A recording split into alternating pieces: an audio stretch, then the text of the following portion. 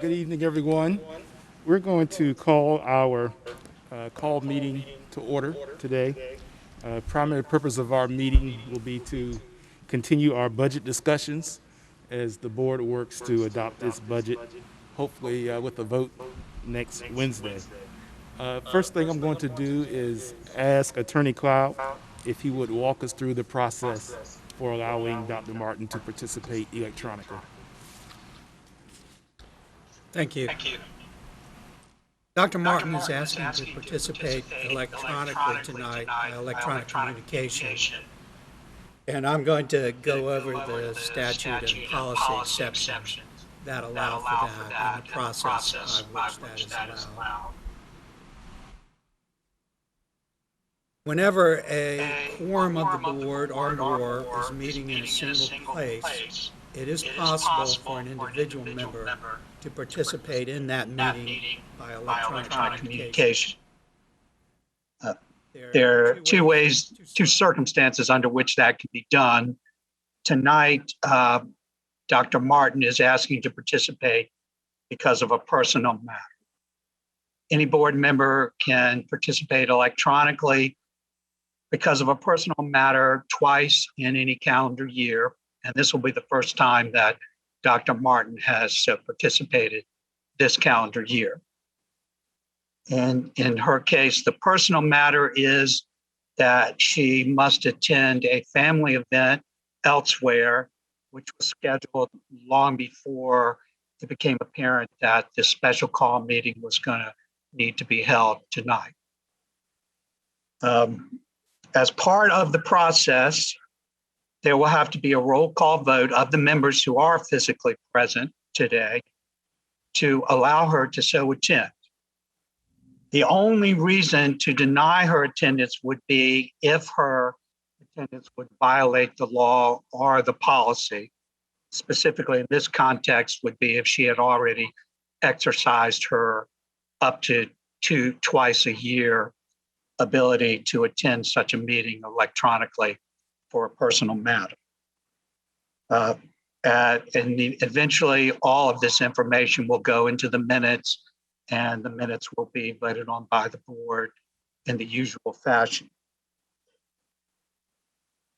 I wanted to remind board members of some of the details as far as how the exception is applied. And this is a quote directly from the statute.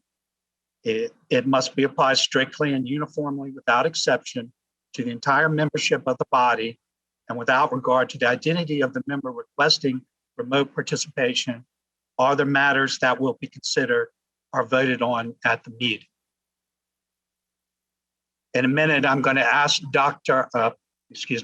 Ms. Tanner to call the roll for a roll call vote on whether to allow Dr. Martin to participate by electronic communication. Any member that does vote against that is required by law and policy to state with specificity their reasons for voting against it, either that it is in violation of the law or the board policy, which is policy BDD. A yes vote when Ms. Tanner calls a vote will be a vote to allow Dr. Martin to participate in the meeting by electronic communication. A no vote will be to disallow it, and any member voting no should then state their reasons for the record. Ms. Tanner, will you call the roll? Point of order and point of inquiry. Mr. Cloud, you stated that the chair is called the meeting. We called the special call meeting after she already had a special family event, correct? That's my understanding. Dr. Martin, I just want to get clarity. Sure. So who called the meeting? You or three members of the board? I'm sorry. I called the special call meeting. You or three members of the board? Did I or three members of the board what? Who called this special call meeting today? I did.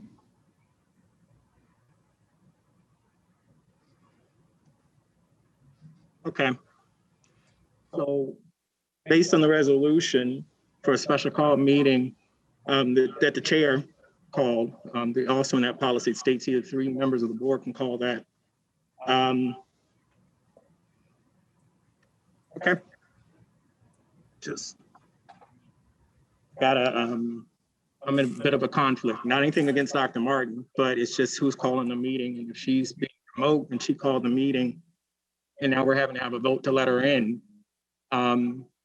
it just kind of seems odd, unless there was 3 other members of the board who actually called the meeting. Or No, did I can tell you why I called the meeting if you'd like to hear the explanation. come again? I can tell you why I called the meeting if you'd like an explanation.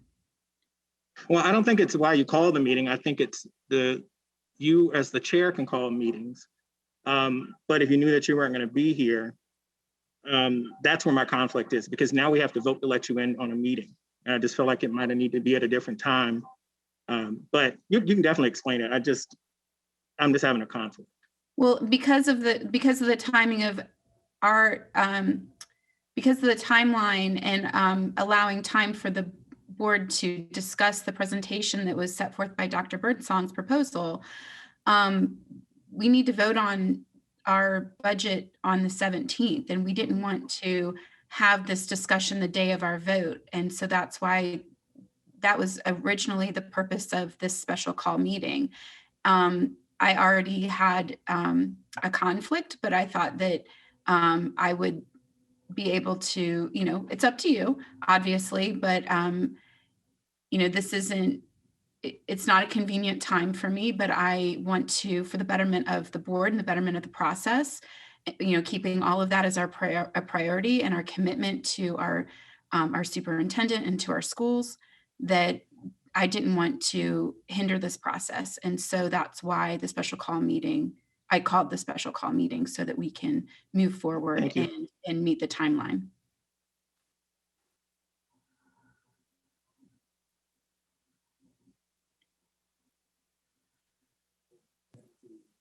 I'm happy to answer any other questions.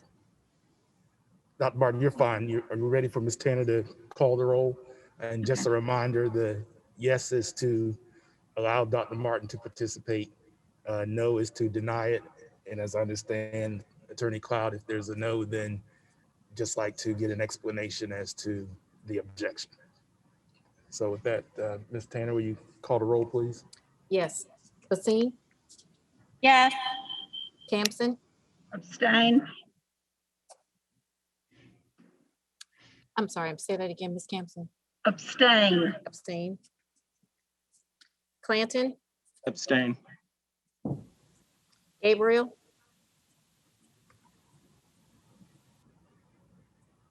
Aye.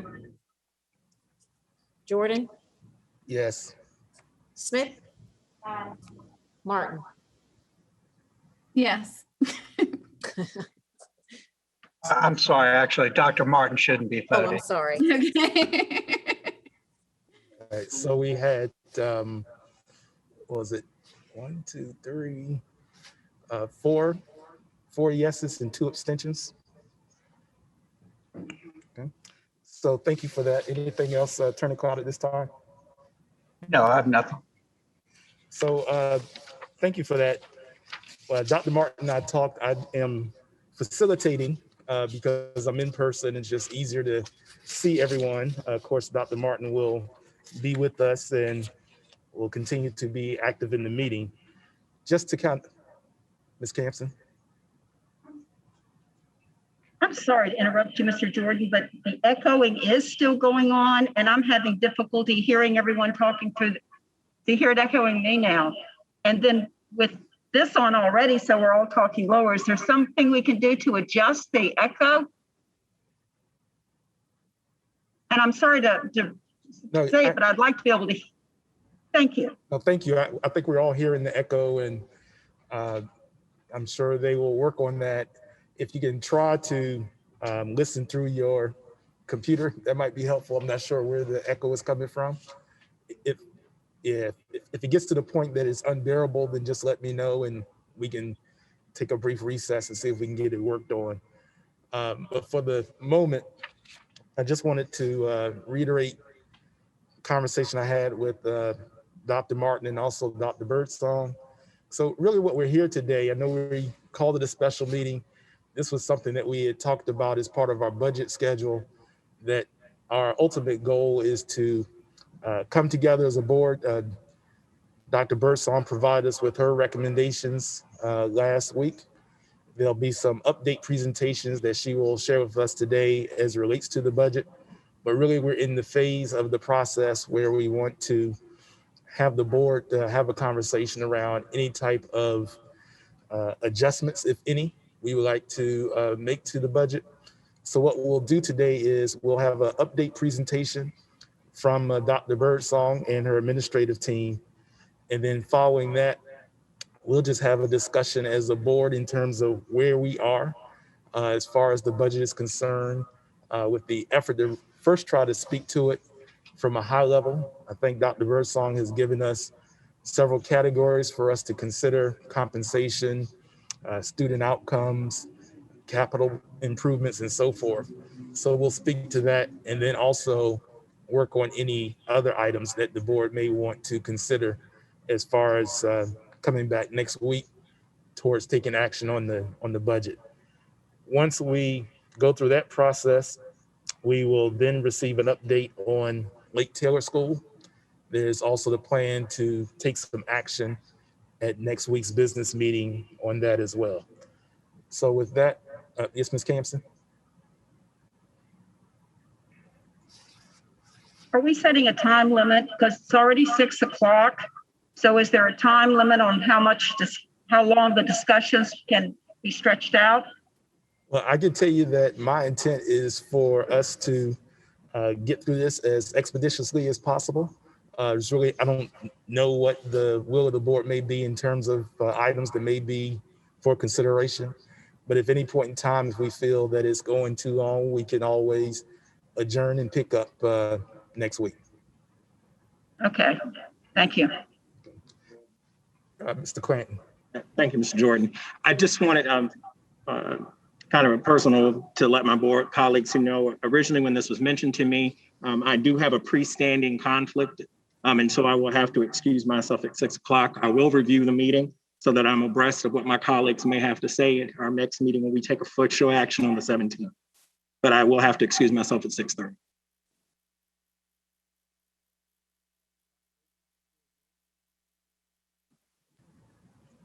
Good afternoon, Dr. Martin, Mr. Jordan, members of the board. We listened last week to all the comments and feedback that you had regarding my proposed budget, and we prepared this presentation with all of those questions and issues in mind. So I will ask Mr. Jenkins, our Chief Finance Officer, to come forward to start with the presentation. Mr. Jenkins.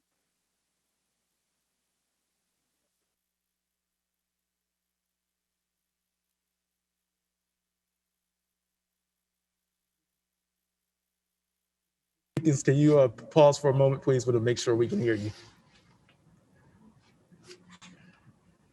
I beg your pardon. Let me start again. My mic was not on.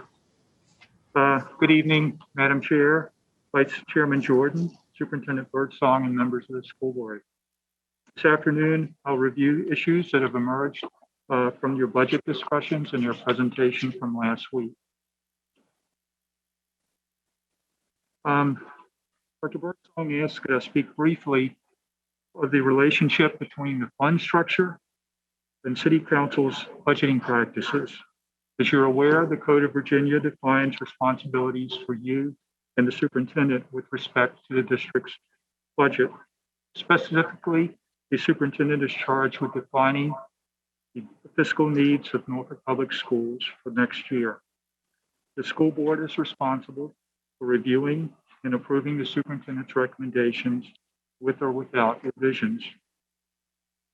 The only date in the state code is April 1st. That is the deadline for the superintendent to submit the budget to the city council. Procedurally, the budget is sent to the city manager.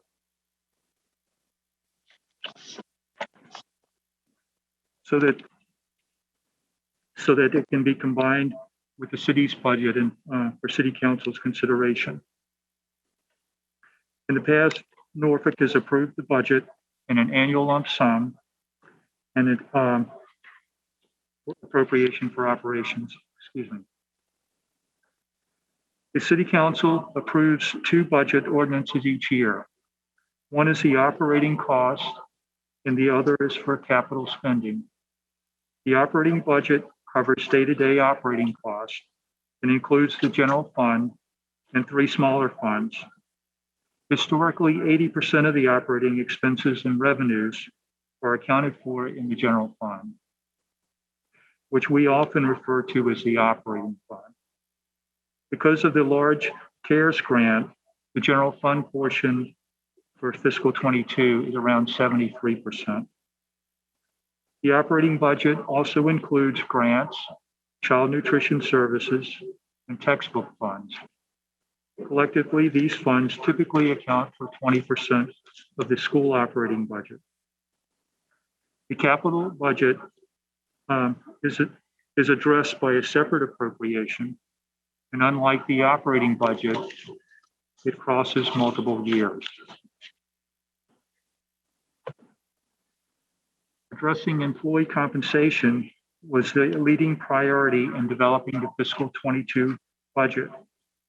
With payroll costs accounting for 85% of the general fund budget, even a small pay raise has a large impact on their budget. For next year, Dr. Birdsong proposed pay raises averaging 5% for most employee groups. In a moment, I'll discuss how we arrived at that level. On this slide, we see the cost of a proposed pay raise is nearly $11 million. The chart also notes the cost of each 1% increment to the pay raise. For teachers, for example, we proposed a 5.1% raise that cost $8.1 million, or $1,590,000 for each 1 percentage point. Information on classified and administrative personnel is also provided on the top half of the slide. We received a question concerning the cost of each percentage increase for an across-the-board pay raise of 5%. Their reply is in the second half of the slide.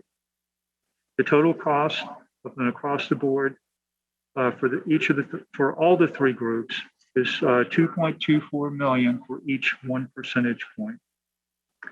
5% across the board raise for all employees is $11.21 million. Note that we have not proposed an across the board 5% pay raise. On this slide, we see a comparison of our starting pay with that of our neighbors. Currently, new teachers in Norfolk start at $44,220, which is $780 lower than the next lowest neighbor. Virginia Beach leads the region with an annual pay of $47,135, and Portsmouth is just a little behind them. If we're to compete and attract the very best candidates, we cannot pay nearly $3,000 a year less than the leader. While salary is one of numerous factors that impacts a teacher's decision regarding where they work, it is an important factor.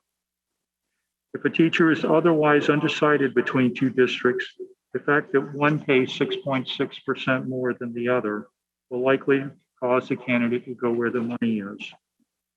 Low pay makes it difficult for us to fill highly qualified teachers for every classroom. According to the Department of Education, Virginia Beach hires 40% of public school teachers on the south side of Hampton Roads. Currently, neighboring school districts pay between $45,000 and $47,135. We expect all our neighbors are planning to increase the starting pay somewhat next year. For that reason, we are recommending $47,000 as a starting pay for our staff, which is just behind where the beach is now.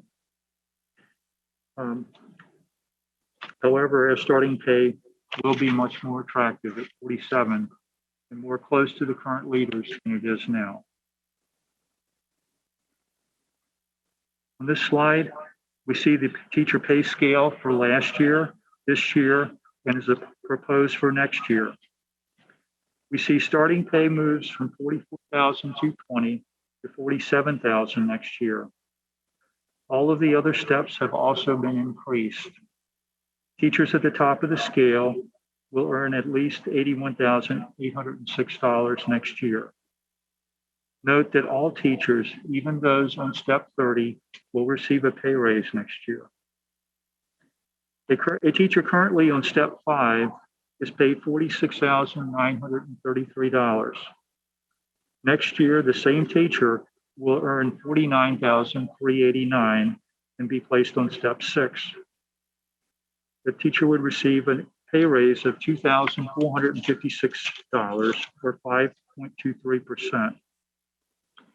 Similar information is available for step 13 and 25.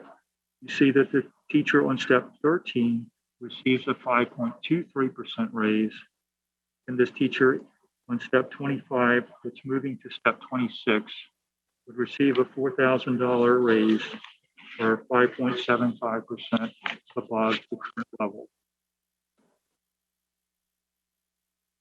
Teacher compression. Next slide, please.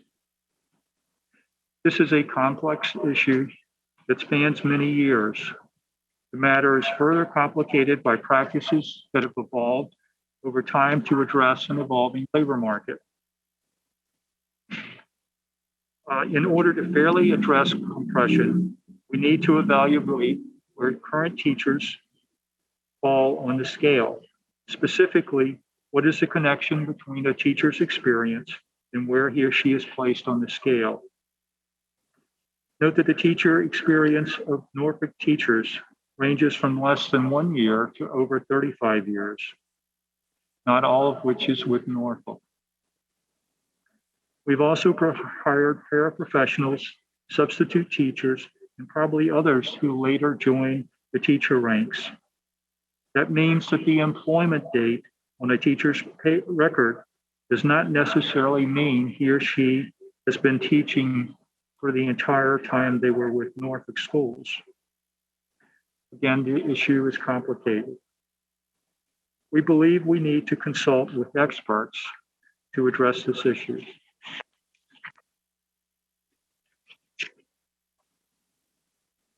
The next several slides summarize round 4 of the CARES funding, officially known as the Coronavirus Relief and Response Supplemental Appropriations Act.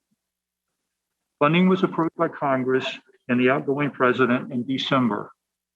Our share of over $50 million and covers their response to the pandemic through September of 2023. As noted on the slide, we will use CARES 4 funds to provide accommodations for teachers who must teach remotely next year. We're guardedly optimistic that we will return to full in-person learning at some point next year. We'll also pay stipends to teachers who teach in person while also leading students linked via Zoom. We will provide bonuses and incentive pay to custodians, bus drivers, and trainees and food service workers. We'll provide staff for preschool assessments of non-enrolled students with disabilities, provide extended day tutoring programs to help student learning loss for the next 2 years, provide tuition-free summer school programs that address learning loss and enrichment for the next 3 summers. Other uses of CARES 4 include support of middle school literacy, reading for early learners, software licenses addressing differentiated instruction, professional development for the next generation of school principals, and trauma-informed care, and support for social emotional learning for the next 2 years. This is the third and last of the CARES 4 slides.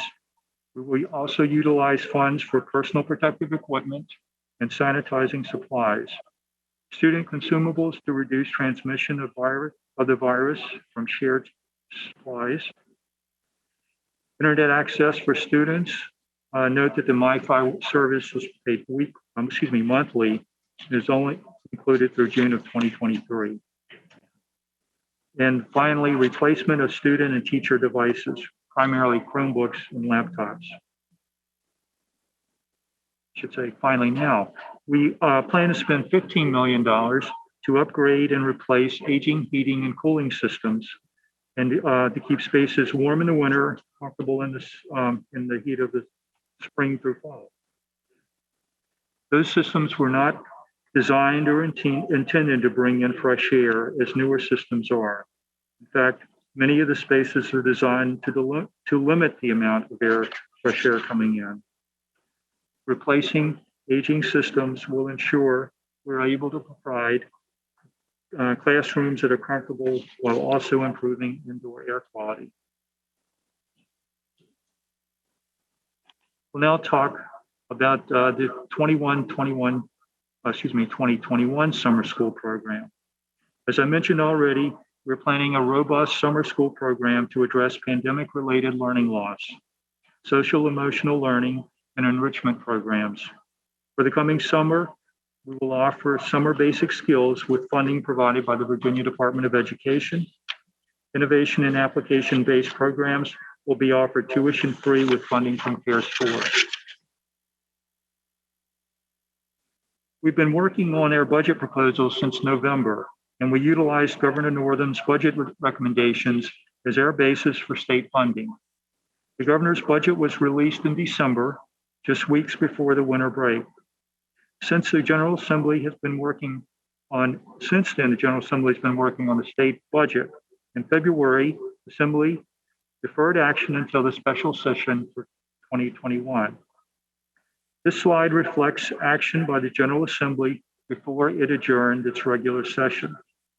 Please note it does not reflect the recent approval of a joint conference bill. We are still reviewing information from the Department of Education for impacts on Norfolk schools. This chart compares the governor's recommendations with those that emerged from the two houses of the General Assembly. We see that a teacher pay raise is in both houses rather than a 2% bonus as recommended by the governor. The hold harmless provision that provides funding to offset lower student enrollments is in all three versions. The House version is a bit more generous. All three bills set district-wide student counselors, the ratio for student counselors at 325-1.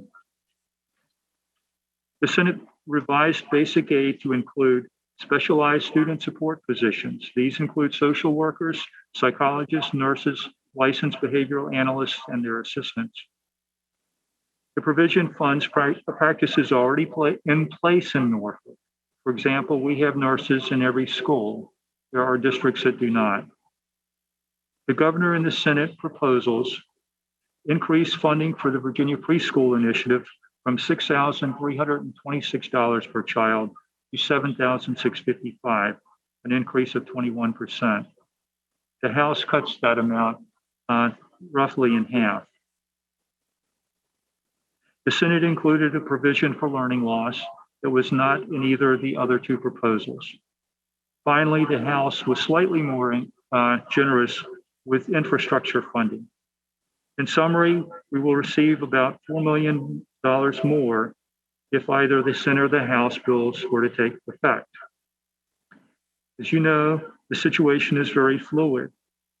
Reports from VDOE indicate the joint conference bill approved by the General Assembly in late February provides Norfolk Public Schools with $5 million more than was recommended by the governor. Of course, the governor must sign the legislation for it to take effect. At this point, we're waiting for the governor's action. A veto or amendment of the bill would be addressed by the Assembly veto session, which typically takes place in April. This slide provides a summary of the city's capital improvement program for the current and next 4 years. Note that the city's plan provides $10 million of capital funding for the next 4 years. $6 million of the allocation is from the sale of property related to the SWIFT program. That allocation will disappear in fiscal 2026.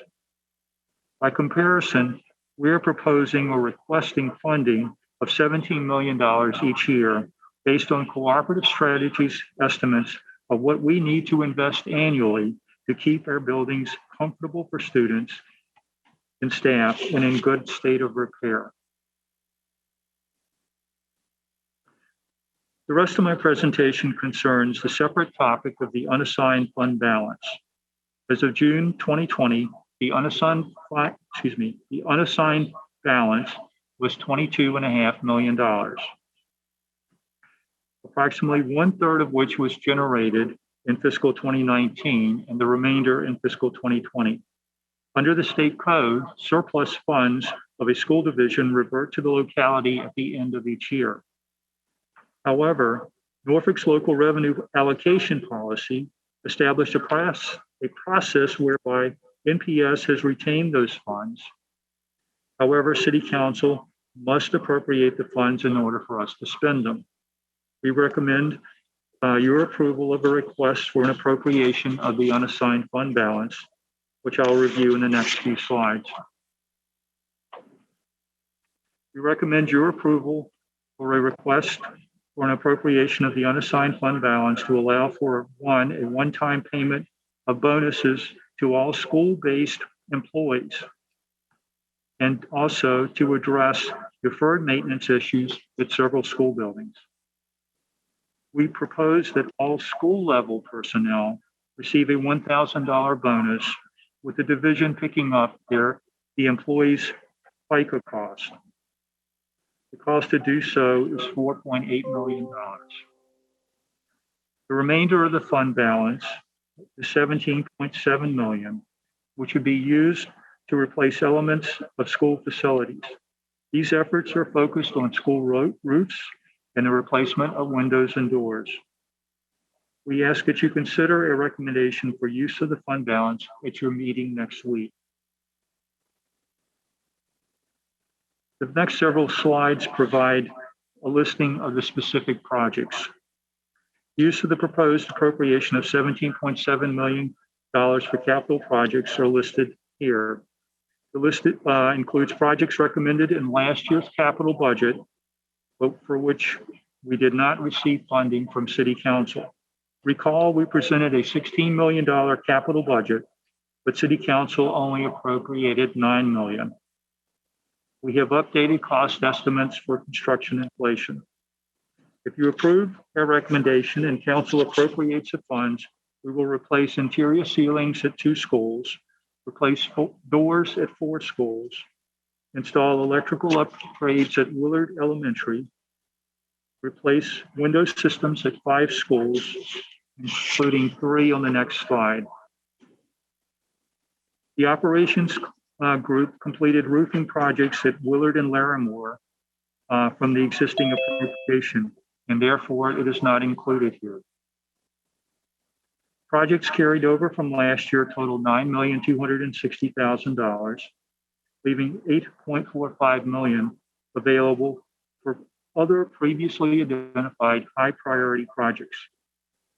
As in the past, our leading priority is roofing systems, since leaking roofs leads to rapid deterioration of everything else in the building.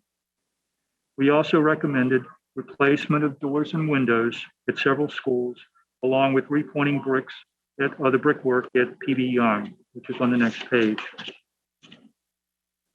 Again, we propose using $17.7 million of the unassigned fund balance in the general fund to address the renewal efforts listed on the 3 screens. Your agenda next week will include consideration of a request to appropriate $22.5 million from the school's fund balance as of June 30, 2020. The request is consistent with the city's revenue allocation policy adopted in 2018. Dr. Martin and members of the school board, this concludes my comments. My colleagues and I are happy to address your questions. Thank you. Thank you, Mr. Jenkins. What I think I'd like to recommend, since the fund balance is the newest portion of the presentation we're hearing that for the first time today, that if there are questions around the fund balance, maybe we should start there, and then we can deal with any questions that we have about the rest of the presentation, as I think that's mostly updates from the last meeting. So are there any questions that anyone has for Mr. Jenkins at this time? Ms. Smith?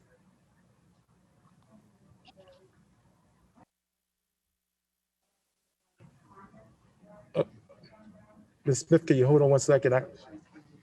Are you muted? Unmute your computer. Your computer.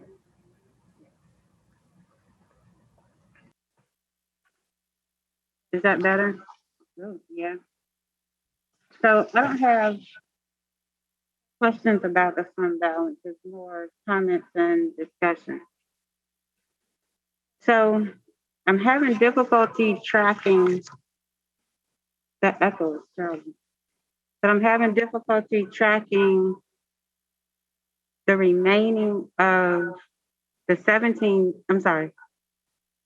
21 budget back to the transmittal that was provided to us or presented to us and that we approved last year. Number one. Then here is a question. Mr. Jenkins, can you help us understand, are we proposing roughly $24 million in deferred maintenance?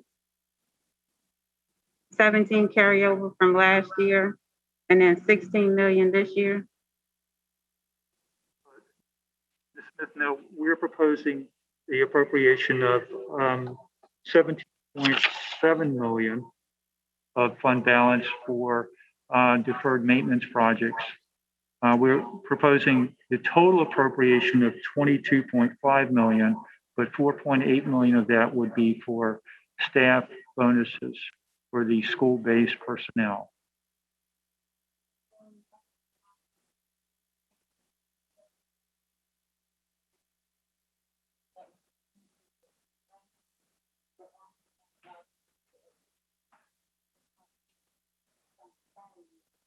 Okay. I think there are two items. The 22 budget the capital budget for fiscal 22 is proposed at 17 million. I believe that's 16 million for deferred maintenance in school facilities and $1 million for school buses. The second issue is $22.5 million of money that is in our fund balance. This is the unassigned portion of the fund balance. And those funds would be used during fiscal 21 this year for a bonus for school-based employees. And during 22, in all likelihood, to address additional deferred maintenance items. So the total deferred maintenance for 22 plus the portion from the unassigned fund balance is around $34.5 million. Thank you.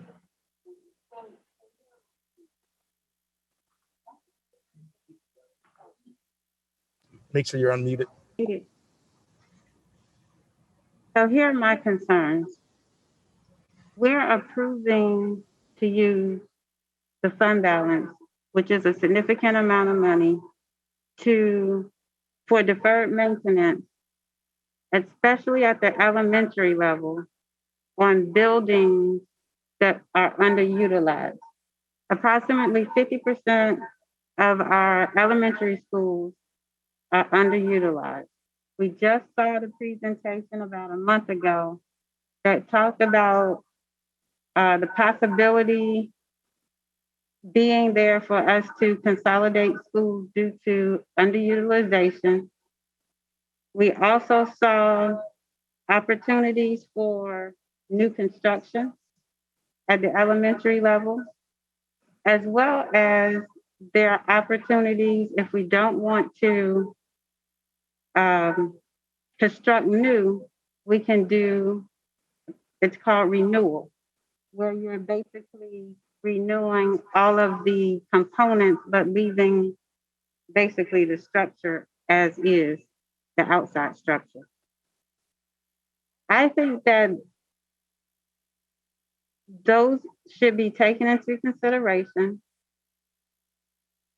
along with deferred maintenance, as well as the bonuses, so that we can make a decision that's going to give us the best return on our investment.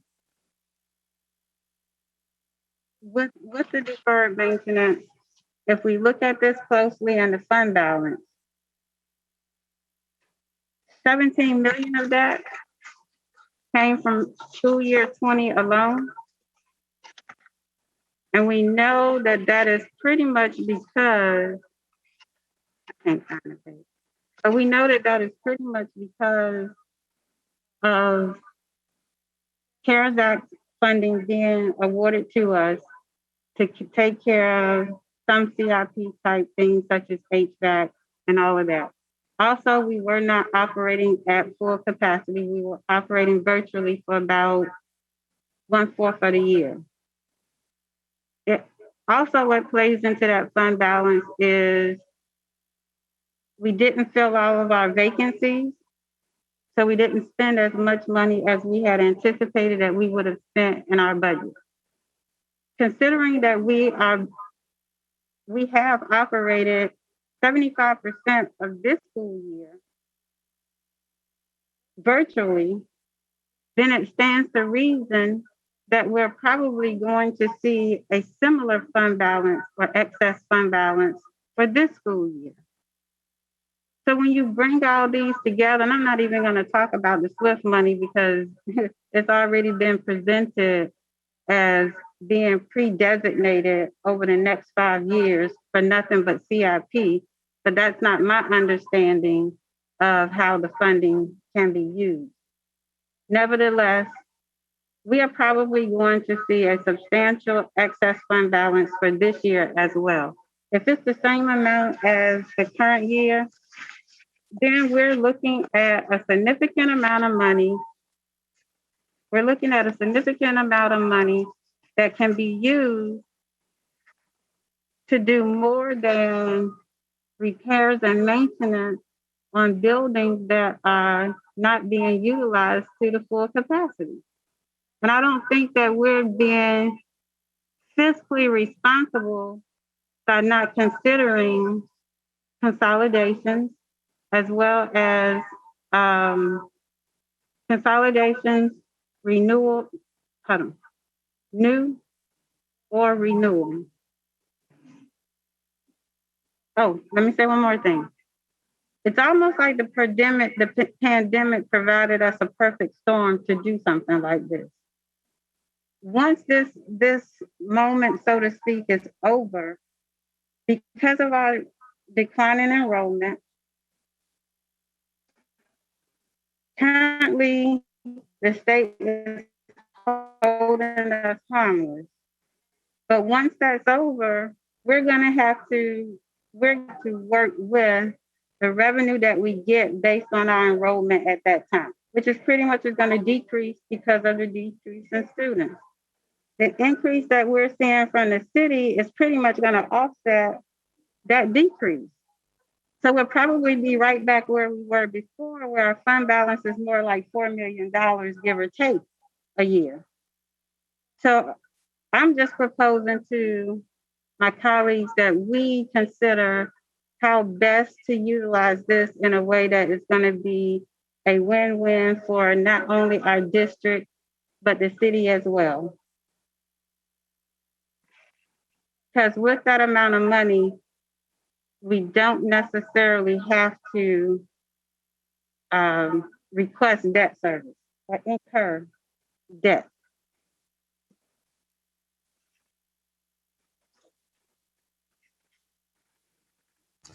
All right, thank you, Ms. Smith. Ms. Basine. I'm sorry, Ms. Smith, I'll come back to you. Ms. Basine.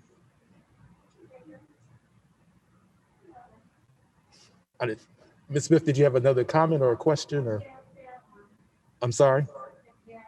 On the dealing with the fund balance? Yeah, it is. The only thing I see in here for Fairlawn are the doors. But I think that this is also the opportunity for us to discuss Easton as well. And if we were to move Easton, which I'm fully in favor of, to Fairlawn, what accommodations are needed at Fairlawn for a move of that type? So that's something also that we need to take into consideration, or should take into consideration in this particular budget proposal. Thank you very much, Ms. Basine, and we'll come back to that. Ms. Basine? Thank you. Ms. Smith made some great points around the facilities, the deferred maintenance piece. I too was going to raise the question around Fairlawn because we have talked about making it a pre-K center. And as we move into the K-8 at Lake Taylor, I think we should, I was surprised to not see as the other, the feedback. The feedback is throwing me off. The other maintenance requirements that would go on at Fairlawn. The other piece I was curious about is the Maury Phase 2 study. So in 2019, we had talked about moving forward with that second phase. And I'd like to hear more about where we are with that plan so that we don't lose sight of fully realizing the work that had been done previously. And I don't know, Mr. Jenkins, if you can speak to that a little bit tonight. I am not prepared. Make sure you unmute up there, please. Thank you. I beg your pardon. Ms. Smith, I'm not, but perhaps somebody else might, or we could get back with you. Okay, that would be great. And I don't know, Dr. Birdsong, if you have anything to add about the plans for the Maury Phase 2. No, I do not. We will have to come back. I would hate to misspeak on that, and we certainly weren't prepared for that discussion tonight. Next, my other question is if you could go to the slide that had the bonuses for the school-based personnel. Can you distinguish exactly what that bonus looks like and how it compares to the CARES Act bonuses that are included in the CARES 4 fund allocation? Yes, the bonuses. Mr. Jenkins, make sure you unmute. I thought I had. Okay, the bonuses that are proposed to come out of the fund balances would be made during this fiscal year, fiscal 2021. They would be provided to all school-based employees. So we're talking about teachers, teacher assistants, custodial employees, food service, principals, assistant principals, the entire school staff. It would exclude those central office and central locations that do not deal specifically with pandemic issues. So it covers a lot of employees, but not all of them. So that is a bonus for the current year to recognize the huge efforts that teachers and other staff have made during the pandemic. So does that include attendance technicians, data specialists, all those in the schoolhouse? Okay. Yes, it does include everybody in the schoolhouse. Okay, great. The proposal dealing with bonuses or incentive pay for custodians, bus drivers, and school nutrition staff that would be coming from CARES, that would be those bonuses would be provided in fiscal 22 next year and the following year. And for instance, for the bus drivers, the proposal is to provide a, let's see, I guess a referral bonus to drivers who refer somebody who was trained and starts driving. And there was also a bonus, a sign-on bonus for the new bus driver. Ms. These are Basine, much more limited group. I apologize. I was just going to add to Mr. Jenkins' response, just to be really clear about our intentions around the bonuses for this year.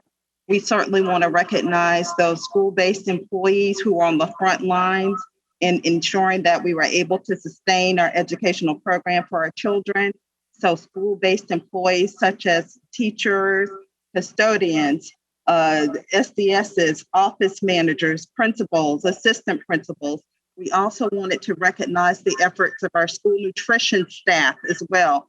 Although they may not be school-based, we wanted to afford them a bonus as well. And any other staff that assisted our building level custodians with cleaning and sanitizing. We want to recognize their efforts. In our ITRTs, even though they're not school-based, they went above and beyond, and we'd like to provide them a bonus. Thank you for that clarification. I absolutely support that. I just wanted to get a full sense of who that included, and so I appreciate that. So just to be clear, that's different from the bonus incentive. Well, let me rephrase that. So what's included in the CARES 4, is that really incentive pay? Should we view that as an incentive pay versus a bonus? You're absolutely correct. All right. Okay, that clears that up for me. The other, I think last week you mentioned around the question around childcare for our teachers that there's 900 slots, and that is for all students. Is that correct? Not just. Did I understand that correctly? I don't know if Dr. Birdsong or Mr. Jenkins can answer that. There's 900 vacant slots. Mr. Jenkins, you have to remember to unmute. Thank you, Mr. Jordan. It keeps going off. The 900 slots are provided by the daycare providers, and they would be open to anyone. They could be students or family members, personnel who don't work for schools, who have children that need to have daycare, and they could be utilized by school personnel as well. There is a fee with that, yes. Correct. There is a fee. One thing for consideration is, could we offer some of the on the fund balance to go toward basically free childcare for our teachers that might require it? Do we have a number that how many teachers might require childcare during the remainder of this school year? That might be something that we could look at and see if we can provide, or at least some portion that could go toward childcare for teachers. And I'll let colleagues with other questions go ahead. Okay, Ms. Campson, then Dr. Gabriel.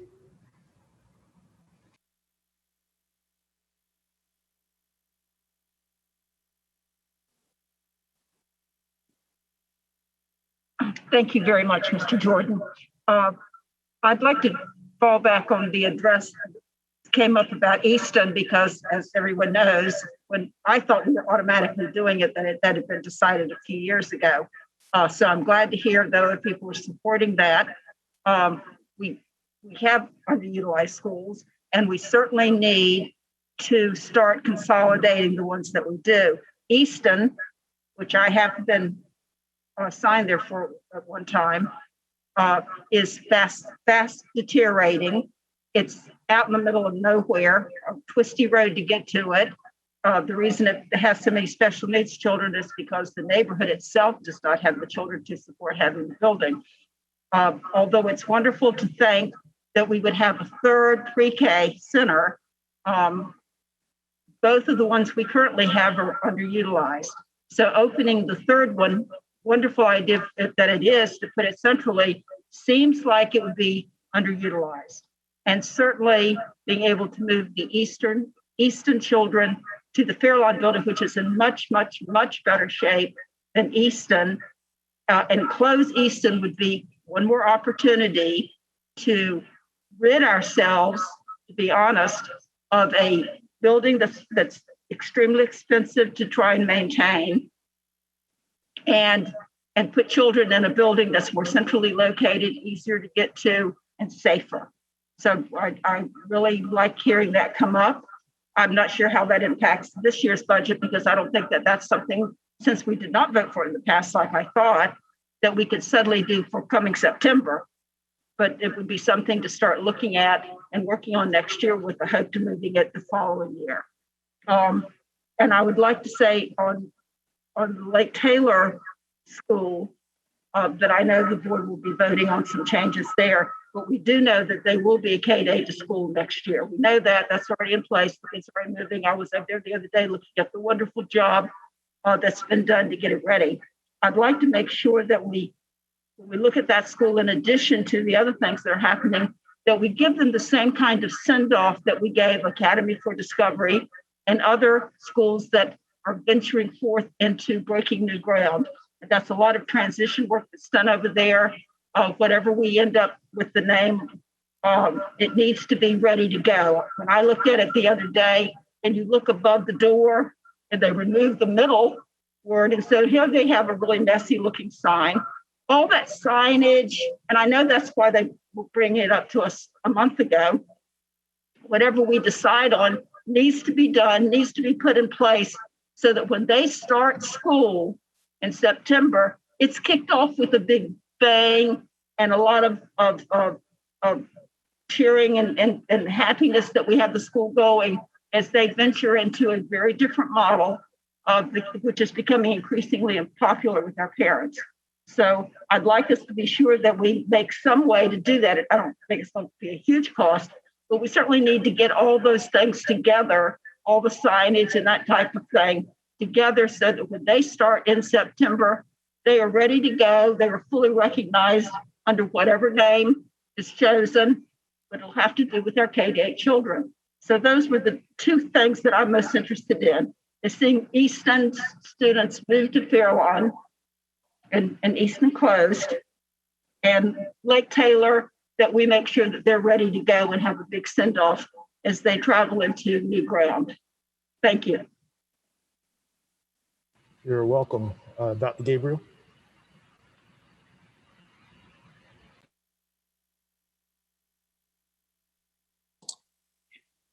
Do we absolutely have to vote on the fund balance on March the 17th? Dr. Burson, Mr. Jenkins?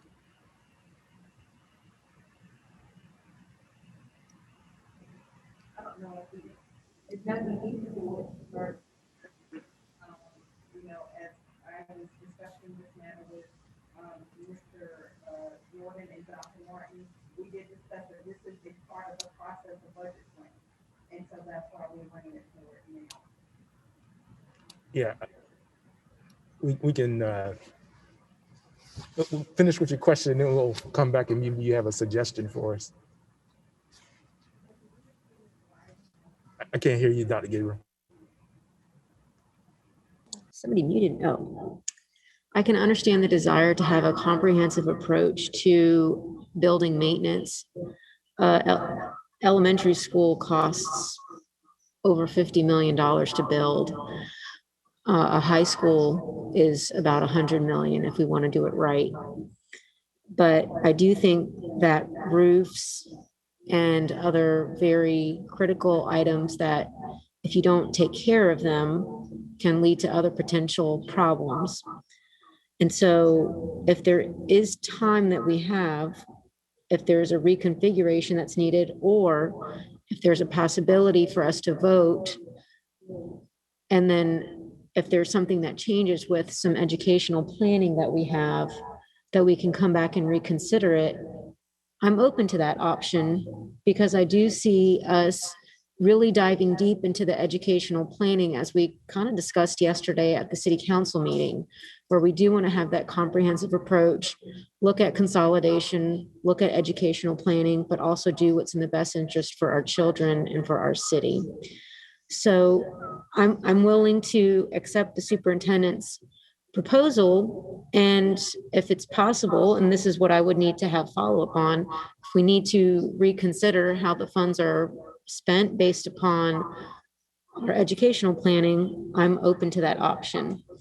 And then just to comment on Ms. Bassine's request on compensating teachers for the daycare with the bonuses or with the extra funds that might be available.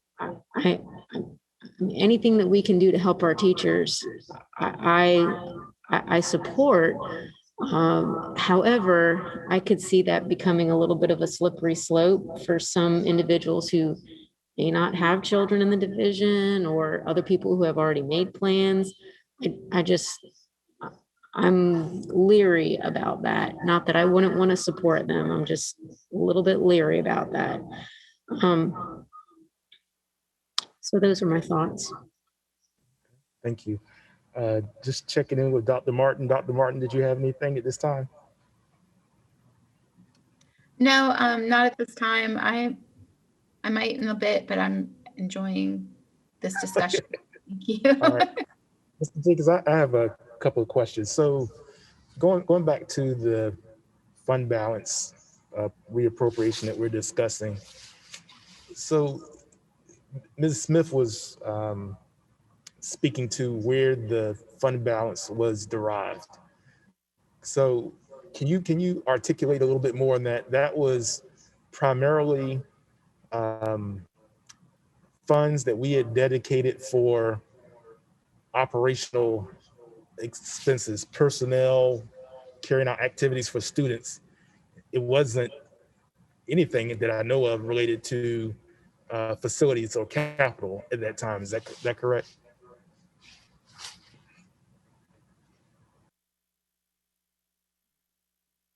Need to unmute. Thank you. The fund balance is actually the difference between the amount of money we receive and the amount of money we pay out. So it's the surplus that was generated in each of 2 years. It includes money that was appropriated for educational operational purposes, but it also includes excess revenues that we receive. So if we had more students than we had planned for, or we received more funding and sales taxes or other revenue sources than we had budgeted, that would also be part of the revenue, or that surplus. So it is for operating, and we are proposing that it be the excess or the surplus be used for one-time purposes. And that is following really best practice, where we use one-time funds towards one-time purposes, so that we aren't using it for recurring costs that would have to be sustained into the future. Understood. Thank you. And then I guess, and this may be a little contradictory to what you just mentioned, but elsewhere in the proposal, there's some budget balancing recommendations, one of which includes, as I understand it, losing a pre-K class.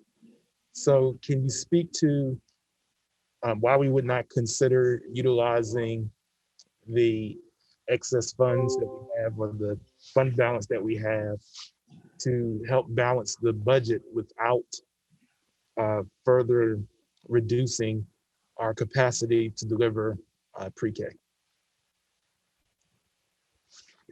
There is one class, I believe, that was reduced, or we reduced the budget by one class, a teacher and an assistant. And the reason was for that was because the enrollment had gone down in preschool, and we were not receiving state funds, which are primarily the source of funding those classrooms. So that was the purpose for removing the positions. As far as using the fund balance for current operating expenses, that really doesn't fall within the city's it's revenue allocation policy, which is allowing us to ask the city for reappropriation of the ending fund balance or the excess funds that we had each year. The revenue sharing policy, or excuse me, the revenue allocation policy specifically indicates that those funds are to be used for non-recurring purposes.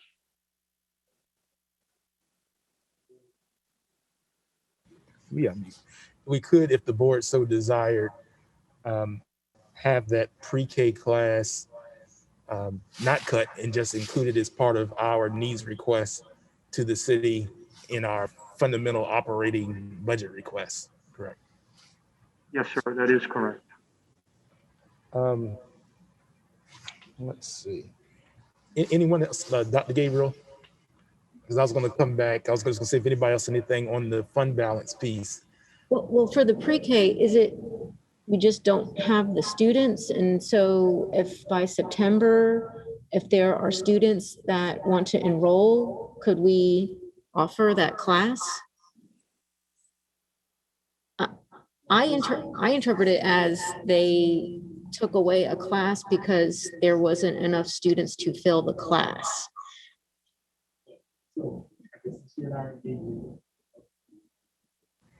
So my personal perspective is I like the board to consider keeping the pre-K. I think that we know that prior to the pandemic, we had some opportunities to further recruit, to get more students or more families to take advantage of pre-K. And then we also have had conversations about trying to expand more opportunities for universal or mixed income pre-K.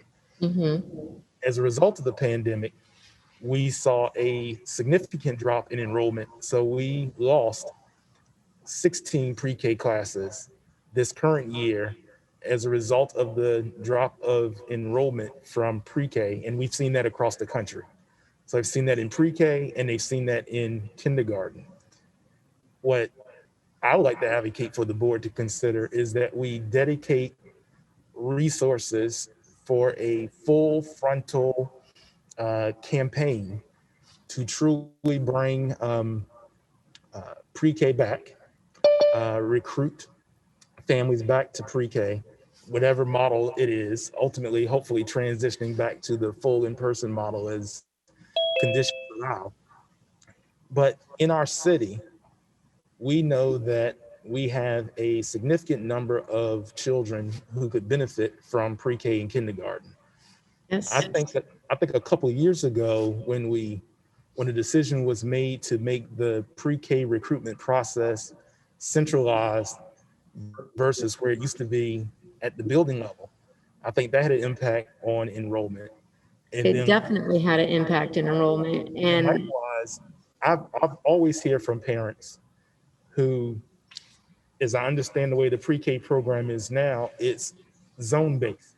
So if you work downtown, but you live in Ocean View and you want to be in pre-K, but you wanted to attend a pre-K center or pre-K site that was near your work versus where you live, then that would be a challenge. So I think if we did a full frontal campaign around pre-K, it fits with the mayor's task force on combating poverty. It speaks to our goals and objectives. We all know the importance of early learning and what the data shows there. But I think rather than cutting back on pre-K, we should be going in the other direction and making sure that every family that can take advantage of pre-K takes advantage of it. And to the extent that we can get back to where we were with building our the wait universal list for pre-K, yes, where we were. I mean, I remember asking about having this discussion during matters of the board, I mean, months ago, because I have seen the decline of our pre-K enrollment and it just breaks my heart because these children need to be in our programs and our teachers are stellar. you will have my full support to do a full-fledged ongoing campaign to bring as many students here as possible. And I love the mixed income pre-K model because that was my baby that I tried to champion, and it was successful. We didn't have the funds to sustain it, as I understand. And then there were some other things that also came about. The question that I have is if we don't currently have that enrollment, but we still have the ability to bring on a teacher, if we plan for that classroom and we come to September 30th and we don't have the enrollment, then are we going to then take that teacher and assistant and reposition them, or are we going to give them a pink slip? Well, I don't have all those answers. We know what we have to do every year around that September 30th process. As I mentioned earlier, unfortunately, I think that's what we did in the midst of the pandemic. I just think that it's important to budget for it, including all the supports that are necessary to make it work for families. And as you know, we did have, as I recall, a pretty successful mixed income pre-K at Berkeley Early Childhood Center.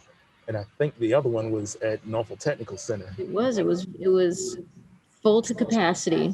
So I think that if we, as a school division, as a city that's touting lifelong learning, wanted to truly make an investment in that lifelong learning, beginning with early learning, that this is an opportunity for us to reconsider that and to do that.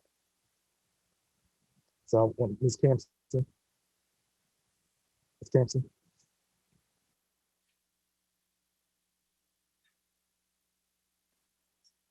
Okay, thank you, Mr. Jordan. I am so excited that you mentioned this, and I feel bad I didn't think of it because it's so important. There was a time as we were building the pre-K programs that we had long waiting lists for the kids to get in. At my school, I had 4 pre-K 4 classes, no more space. I had to give one up to get a pre-K 3, but there was a wait list every single year. And what we did, and not just one school, across the district, what was happening is they would have an open welcome day to recruit pre-K students. Right there, bring subs in for the pre-K teachers, and they would host a day with taking parents around, meeting children, building a relationship. And people were signing up and signing up and signing up. And then the very next year, when they centralized it and they pulled all of the bringing them in and building the relationships and letting parents see what could happen, and they were expecting them to go across town, and they were waiting in long lines. And you could just see it drying up. It was a bad decision that was never changed, no matter how many some of us complained about it. So I would love to see us go back to that model, because people don't have cars. You can't load everyone on a crosstown bus and do all that kind of stuff to get to some central location. It was an unfortunate choice. And I think you can turn it around and do what we need to do for our children. Because I can tell you, in September, when children walk through the door to kindergarten, you can tell which ones did pre-K and which ones didn't. It makes that much difference for our children. So I'm really all about whatever needs to be done to help with that. Thank you very much for bringing it up. Ms. Smith, you have to unmute. It's not about the pre-K, but I do support the pre-K. Floor is yours. That's on the fund balance. So the last time that the fund balance was approved, it was the FY18 fund balance. So there must not be an annual requirement to ask for reappropriation of the fund balance. if my colleagues do not support looking at the fund balance from a holistic perspective to include the educational planning piece of it, where we can discuss replacements and or renewals, then I ask that we separate the fund balance from the rest of the budget, as well as CIP from the rest of the budget, and we vote on them separately. Thank you for that. I just want you to know I hadn't finished. I support the idea of being comprehensive and what's been discussed earlier. I just feel like we would come back in. What I'm trying to do here is write down all the different thoughts or recommendations that I'm hearing from each of you, and then see if we can come back and kind of make a determination and prioritize what we would like to do, if any, and then give Dr. Birdsong our thoughts around that. So if there are any adjustments or thoughts that she has for us now, we can do that. And then with the idea of being able to come back next week with agreement amongst the board around what we would like to see adjusted in the school board's budget that we would then vote upon. So that's why I'm trying to make sure that everyone has an opportunity for input. I know that Mr. Clanton had to leave. Still want to make sure we give him the opportunity to provide his input. And then if there's anything that Dr. Birdsong hears us talking about that raises a significant alarm, I want to make sure that you speak to that as well. But I'd like to go back just for a moment to the compensation piece. So I support the idea of the bonuses. I support the idea of the starting pay. I do have a clarity around the bonus piece though, because I heard ITRTs. At the last meeting, I brought up our IT department, the engineers, the folks that took care of us when we had some security challenges, the folks that have made sure the laptops and the iPads and all devices could communicate with one another. The folks that I know that when I needed help and called the help desk, they were there. And from many parents that I know we all had communication with throughout the year, when they had technology problems, I know we all probably told them to contact the help desk. So I want to know, as part of that bonus, does that include those individuals as well? So, Mr. Jordan, every school has been assigned a network engineer, and they are considered building level staff. So they are part of the bonus process if approved. Well, maybe I'll ask it this way. Who's not included? That would be a lot to go through. That's why I was more specific about who would get the bonus. So, yeah. So building level staff, any full-time contracted individual that works at a school on the front lines who helped us to sustain education for our children during this pandemic. So it would be all of the building level staff.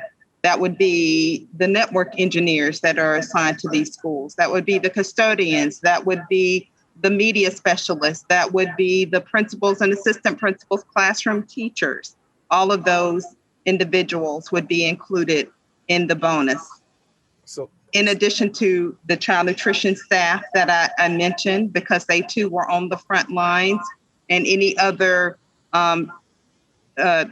school plant personnel that assisted our building level custodians with sanitizing and cleaning our schools. Right. So I'm supportive of bonuses. I do think that I don't know how the information technology, the technology infrastructure personnel, how they're supported and distributed. And I admit I'm biased in this particular case, because I just know that even what we're doing tonight would not exist without somebody making sure that that infrastructure is in place and modernized and supported.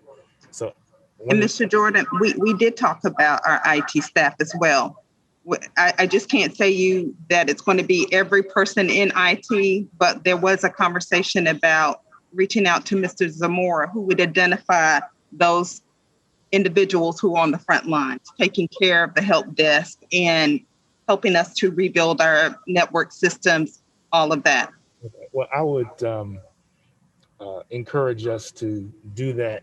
And I'm all for this, the school personnel. I just think there are a lot of folks that are also not in the schools that support the schools. And so however we have to categorize, I'm just advocating that we make sure that we do that. We had a long discussion around that, just so we wouldn't miss anyone. And then the other piece on the compensation piece. So we did a pay and comp study in 2016. And as part of that, we did analysis, comparisons to other school divisions. We saw that Norfolk's pay lane, and I'm no expert in this, I'm just repeating what I've read, but Norfolk's pay lane is, at least at that time, was far and above average for the region. What we saw was Norfolk Public Schools employees in a variety of categories, but definitely teachers, assistant principals, because the report broke it down by categories. What I believe it showed us was that our teachers and our staff in many areas were compressed down in the lower end of the steps. So even though we had this great pay lane that was competitive in the marketplace, how we were placing our staff on their steps, and then the years where we didn't do any step increases, they got compacted in the lower end of the scale. So when we started making these investments and doing these pay raises or increases by average, the intent, as I understood at the time, was it was going to take us 24 million or so to try to address that. So I know we expanded the number of what's it down on the left hand side. We extended it 30. I have to pull my chart up. Pay steps. Pay steps. What's it called? Steps. Yes. So we had we expanded it to 30. And then the idea was, if you go back to that 2016 report, there was a page in there that showed the policies by school divisions. So most of the school divisions, Chesapeake, Virginia Beach, Hampton, they had a 1-to-1. So every year that you had, you got a step. Portsmouth was kind of different, as I recall it. But what we were trying to do was to get employees on the correct step. And I don't have any, last year when I asked about this, we really couldn't get a good idea whether or not we were still compressed or if we were not compressed. So I support the idea of coming back and doing another analysis.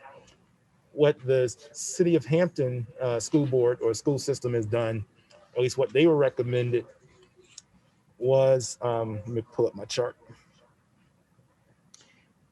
They received a 5% increase for all employees across the board. And then they also made an adjustment somehow at the step level. It's beyond my expertise, but I'm gonna try to find my chart. Okay. So what they did was, for fiscal year 2022, everybody got a 5% compensation increase. Then they did some scale adjustments. So in their particular model, they used an example of a teacher A. They were on step 13. Their teacher salary was $49,592. They had a 5% compensation increase, which was $2,480. Then they did a teacher scale adjustment. They gave another $500 for a subtotal of $2,980 in this example. A teacher who was on step 25, they also did that there.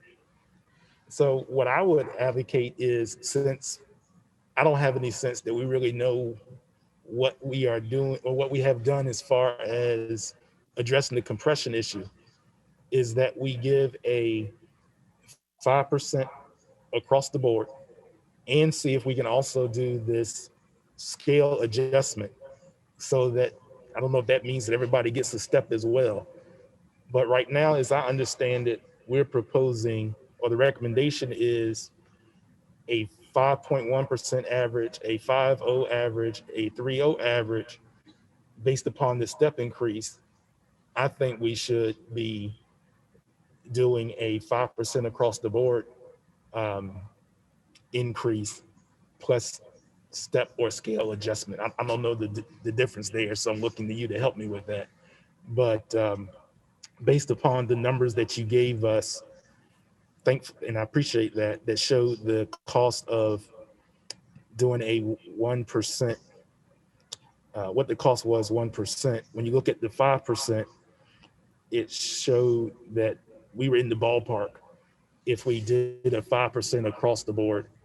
I don't know what it means if we do a 5% across the board and do the step increase, and you all can determine whether or not that's by category or not. I mean, that's complicated. I know historically Norfolk has just done across the board increases. We didn't do these by classification, but can you respond to that or give me some sense of if the scale adjustment and the step adjustment, is that the same thing? Is that not the same thing? How would that apply if Norfolk did something like that?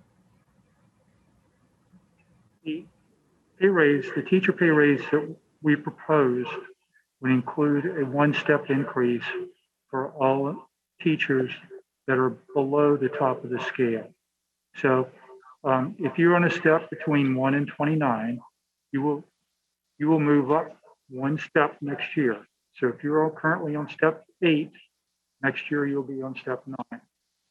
Teachers that are already on step 30, obviously there's not another step, so they stay on 30. They do get a pay raise, but they don't, there's not another step. The difficulty that we have with the compression is if we have 4 years in a row where we did not do step increases, that means we have 1 year, 2 year, 3 year, and 4 year teachers in the same place. So in order to address compression, that teacher with 4 years of experience would need to advance 4 steps. The one with 3 steps years would have to go 3 instead of 4. The raise would be a lot bigger than 5%. I think Mr. Phillips, can you? I mean, this is not my area of expertise, but with compression, we have individuals with varying level of experiences at the same step, and that is very difficult and expensive to address.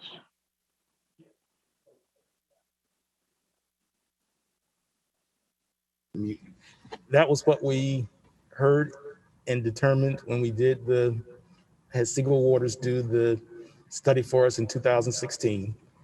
And as I understood it, we were trying to make investments to address that. So for example, teachers, 64% of teachers at that time were in the first 9 steps of the pay scale. Assistant principals, I remember, also were not in the appropriate place. And that chart that I was mentioning that's on page 20 shows the teacher's initial placement policy. So Chesapeake was 1 for 1, Hampton 1 for 1, Newport News 1 for 1, Suffolk 1 for 1, Virginia Beach 1 for 1. They included the Richmond area, so Richmond was 1 for 1. What I'm saying is that I appreciate the idea of moving everybody up a step, but I'm not sure that just moving everybody up a step addresses the compression. And I don't have data that shows that over the last 3 or 4 years when we've made these investments that we've addressed the compression. So if you have been an employee during that time period, let's say you're in their 15th year, but you're still on step 5, step 6, to me, we have not taken action that I think would address what I thought we initially were trying to address. So maybe it does result in some people getting more, but I don't know how to quantify that without the benefit of your analysis. I just think we need to somehow make sure that we provide the compensation that we want to provide. I know the governor potentially may sign the 5% raise with the state doing their portion of the match for SOQ positions. I don't want to kick, for me, I'm concerned about kicking the can down the road again. And so I would like to see us make some type of effort to provide the compensation that's needed, but to also show some definitive action around the compression with the steps. As at least I was under the impression we were trying to make progress on over the last 4 or 5 years. So that's for board colleagues. But at some point, if we go down that path, being able to say, what does that cost us is important if we were to decide to do something like that. Dr. Gabriel and Ms. Campson.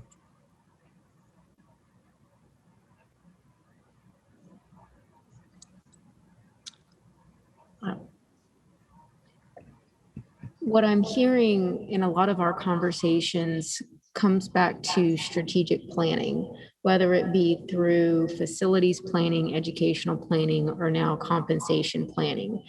And I think, Mr. Jordan, I definitely can support, a holistic package that maybe looks at a compensation fix over several years, because if we target a particular group in isolation, then we're going to get the feedback of, well, what about me? What about, this particular group of employees?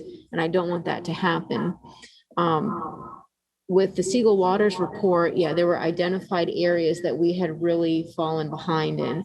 And so if we're going to approach compensation and address the compression over time, which would have to be sustained. So not only would we have to put the funds in, but we would have to be able to sustain the funds. Then I don't think that we can do that over 1 or 2 years. I think that would have to be a long-term project that we invest in so that everybody kind of knows where they fall in the plan of action to receive their compensation based upon their years of service. Yes, I agree. The only thing I'm saying differently is I feel like we had a plan, just like we have a facilities plan, just like we have a ed planning plan. I don't know where we are in it.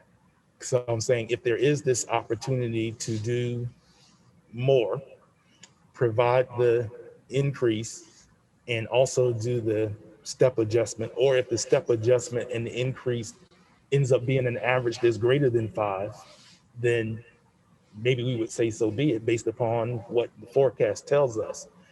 What I personally don't want to see happen is we don't make any progress towards it. Because I think when we do these comparisons of Norfolk salary versus other division salaries, if you don't consider the whole package, if you don't consider the Norfolk pay lane, and if you don't consider our placement policy, And our benefits. then we aren't really being competitive in the marketplace if it shows our pay lane gives us an advantage, but you never get there. And so I'm trying to say, is this an opportunity for us to make that first step? I'm not trying to suggest we do it all at one time, but I think we've, last year when I was trying to ask about it, I couldn't get a sense of where we were. And I just think if we have an opportunity, we should see if we can take a step, a half a step, a quarter step, but take some positive direction to address the compression that we know we dealt with for the past 4 years. And frankly, we know that North Public Schools has probably dealt with for a decade. Ms. Campson?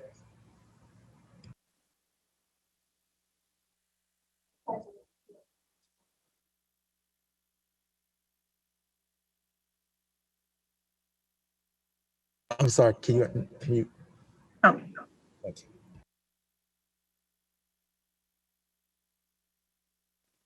Am I talking now? Oh, okay.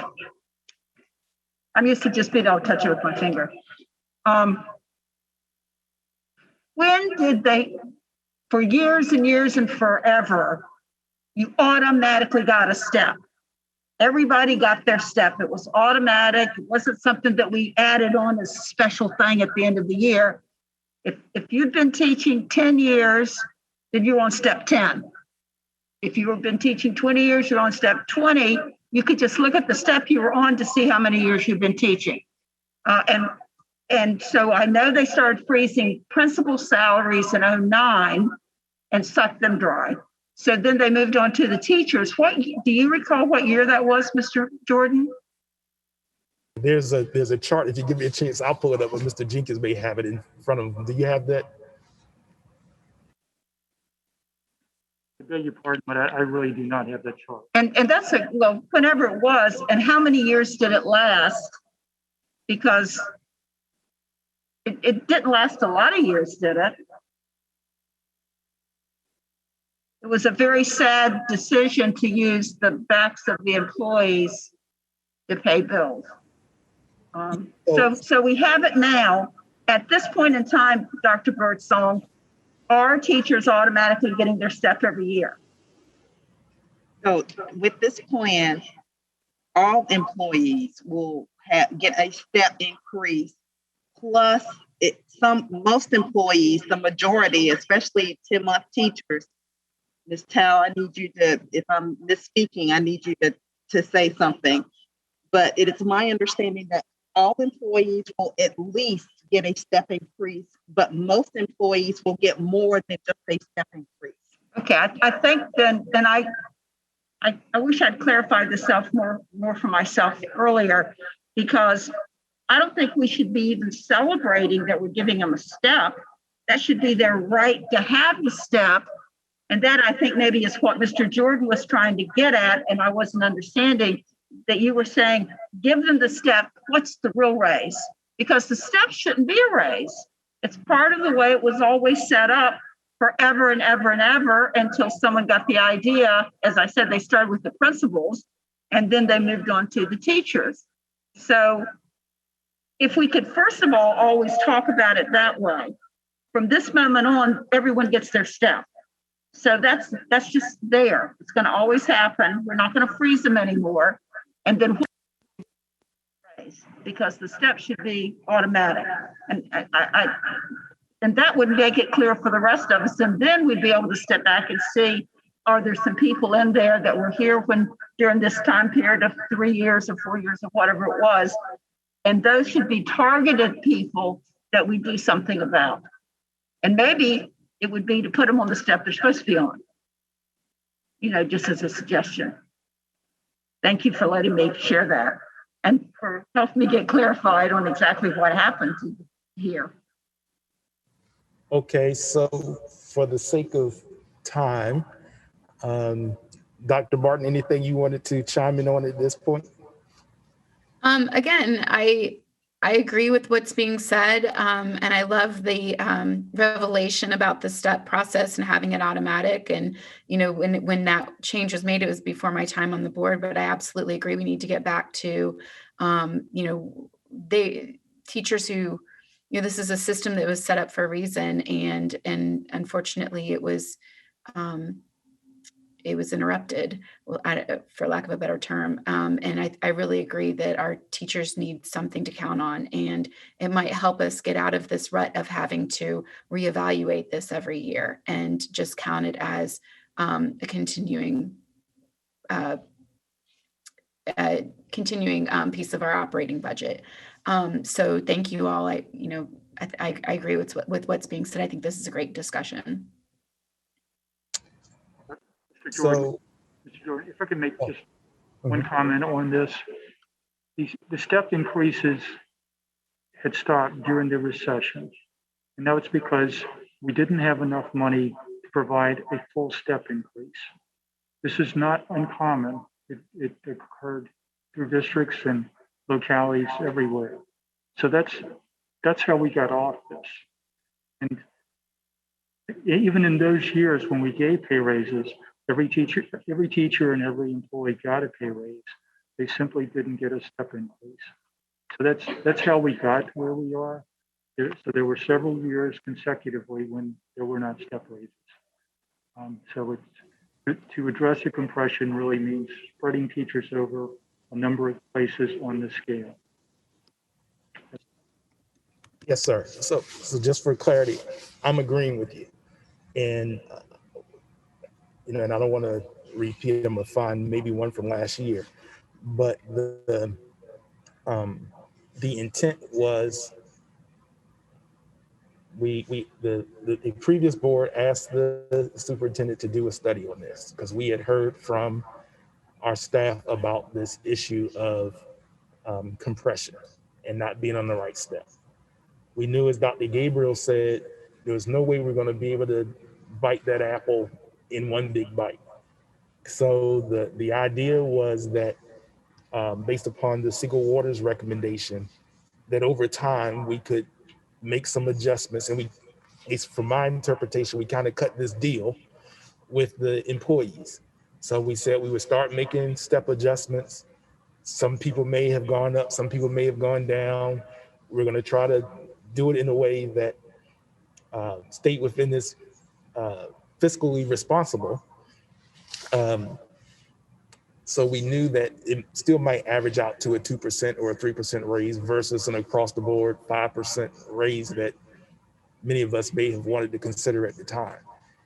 The reason I'm bringing it back is because I don't have any indication that we've addressed the compression issue. I know we changed the scale, and I know we have given steps where before we weren't giving any, but I don't have a good sense that we have addressed the compression that the report was dealing with. And so I just like to see us find a way for the board to clarify that we would like to have some type of compensation policy that moves us towards a one-to-one, or if not, then get a recommendation from you all why we shouldn't.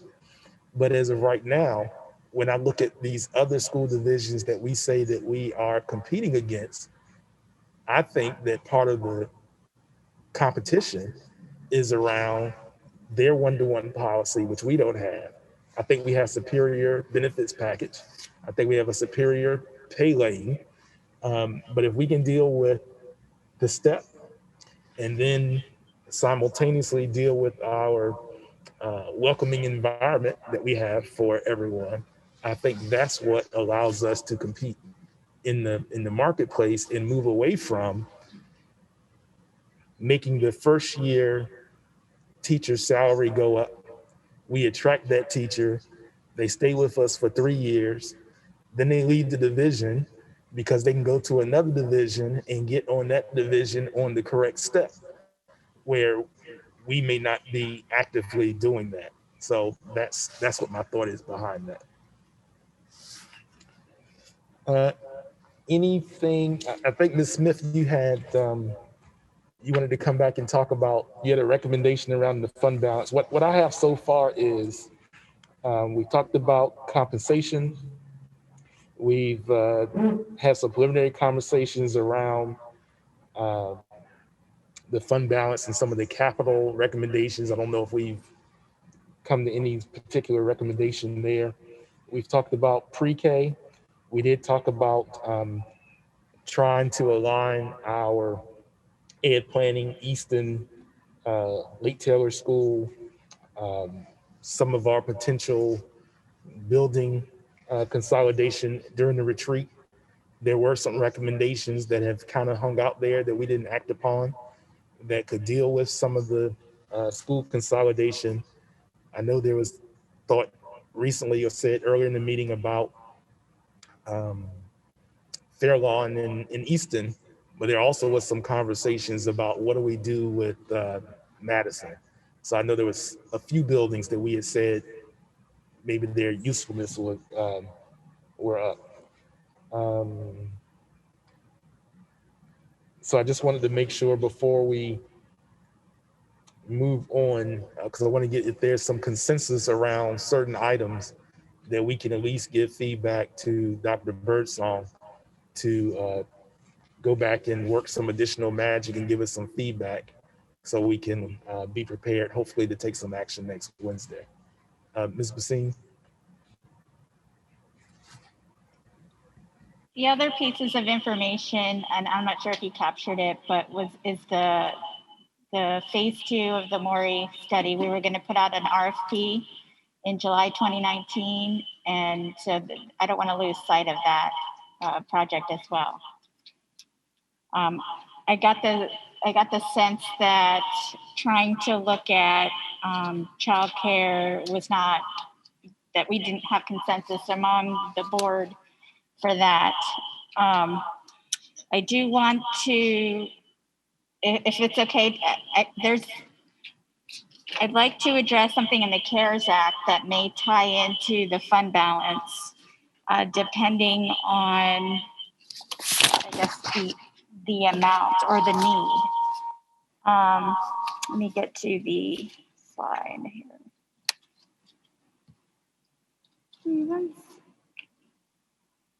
So one of the slides, I'm trying to pull it up.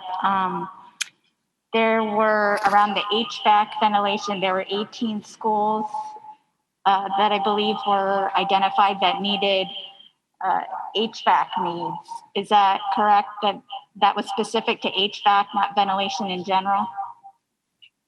It was the heating, cooling, and ventilation system. So you'd upgrade those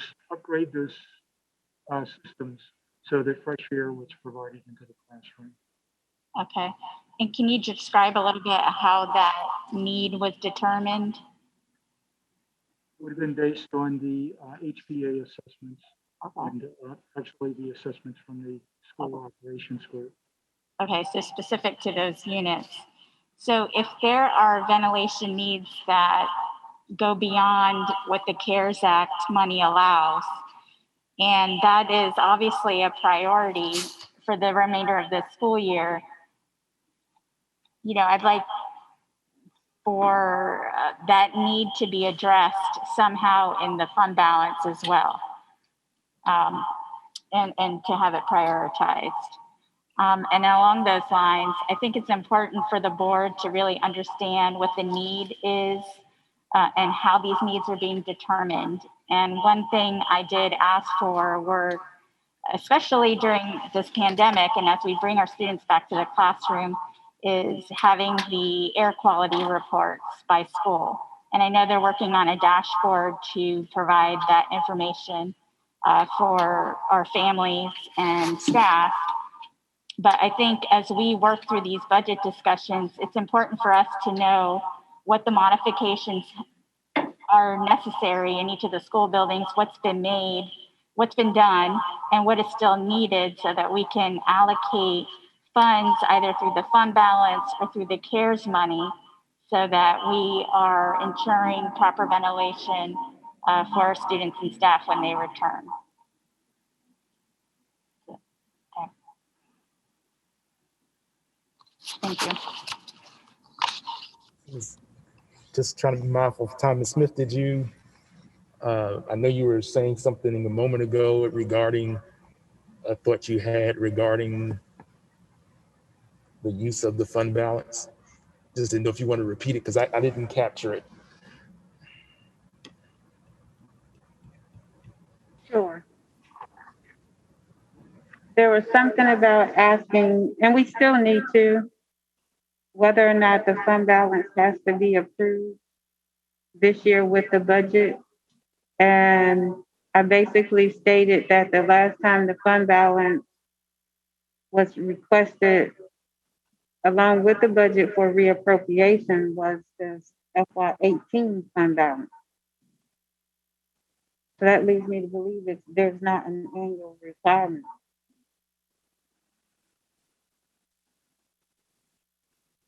Asking, trying.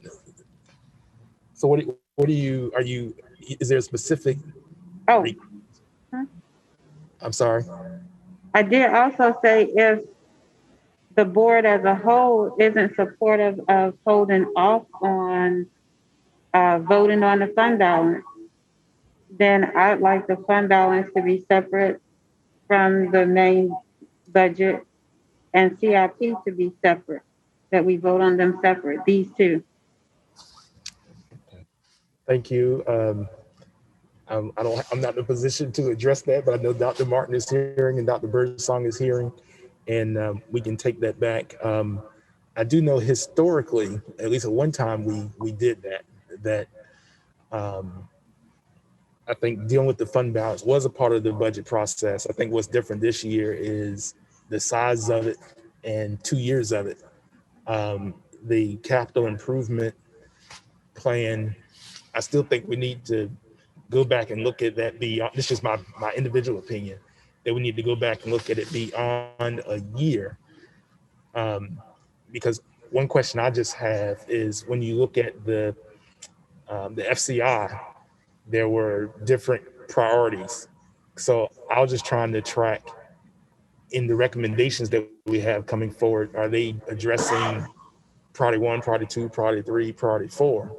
And then in some cases, for example, at PB Young Elementary School, you know, are we not going to build a new school in St. Paul's Quadrant?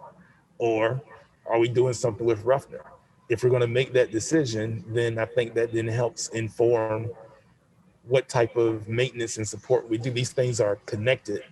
And I think that was the point that you all were making earlier. We need to, as a board, and I think that's what came up yesterday, make some triggering decisions that then have impact on other things, so we don't find ourselves spending money on something and then coming back, or spending a lot of money on something and then come back 2 years later and 3 years later and demolish or close or somehow repurpose something that we could have held on a little while versus making a large investment in. But go ahead, Dr. Gabriel. I'm gonna try to get a consensus and then move to the next item. I'm hearing strategic investment, which is fine.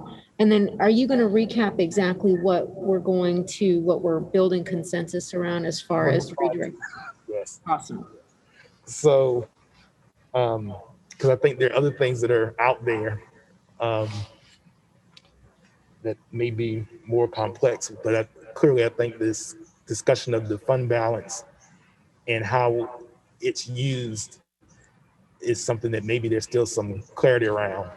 But just by if you have a concern or an objection, maybe we can do it that way if that works for everyone. In terms of compensation, is there a desire to try to do more, or is it to kind of stay within the bounds of the recommendation that we currently have? Do we want to try to see if we can do more around the salary recommendation and the step recommendation? Okay, Ms. Bassim, Ms. Campson, Dr. Martin, or Ms. Smith. Dr. Martin, are you supportive of trying to do something more around the compensation piece? I do agree, as I said earlier, with trying to be more long-term thinking about this and getting back to the real purpose of having the STEP program. But I'm concerned about our timeline at this point, and want to hear from Dr. Birdsong the ability to do as much as we can within such a short timeline, because I know this is a lot. She's taken a lot of time to get to this far. So I just want to understand how practical that is. Yeah, but I can tell you from my perspective, the thought was, if as we go down this list, that we would share with Dr. Birdsong or give her some additional framework around areas we would like to see her to go back and take a look at and come back and let us know whether or not there's more that can be done or not. And then when it's time for us to actually even have that. But if you want, I don't know if she's prepared, I can ask her, Dr. Birdsong, any thoughts? Well, I don't think Go ahead, Dr. Martin. I'm sorry. I don't know that she'd be prepared today. Okay, We've had quite a discussion. But what I'm saying is if we have a STEP program, we should treat it as a STEP program and use it the way it's intended. So go ahead, Dr. Birdsong. Okay, I'm not muted. So as it relates to compression, I do agree that we have not been able to address that this year. That's why it was important for us to at least to be able to provide a step plus an additional raise. It is unrealistic to think that our HR generalists will be able to touch every personnel file between now and next week, or now and next month, or now and the next 6 months to make the corrections that need to be done to everyone's personnel file. This was a concern that was, I think, previously expressed by our generalists, just based on the volume of work that they have currently and trying to balance that with having to touch physically every file. That is why it is our recommendation that we take a strategic approach to this, because this is so important. You know, we need the experts to come in and give us a long range plan. It could be 4 years or 5 years or whatever the board determines, but we're not going to be able to do this in 1 year or 2 years. It's going to take some time. Yeah, and so just for clarity, I think I'm sorry, Ms. Campson. When I raised my hand, I was raising my hand to move in that direction. So I don't want anyone to think that I was expecting Dr. Birdsong to put this together in a week. I certainly wasn't. But the point I was trying to make is that we should put the step plan back where it's supposed to be, starting now, which is what Dr. Birdsong has already done, is that she's put everyone having their step as what we'll be doing in the future. And so I'm fully supportive of that. I certainly don't expect her to throw all this together. That would be impossible. So, but I want us all to leave knowing that everyone will be getting their steps in the future, and then Dr. Birdsong can address it over time with some expert consultants and all. So I just wanted to clarify. Thank you. And I was going to say, I'm sorry, go ahead, Dr. And Mr. Jordan, I'd like Ms. Tal to come forward to talk about the step increase plus the raise. She can provide some clarity around those averages.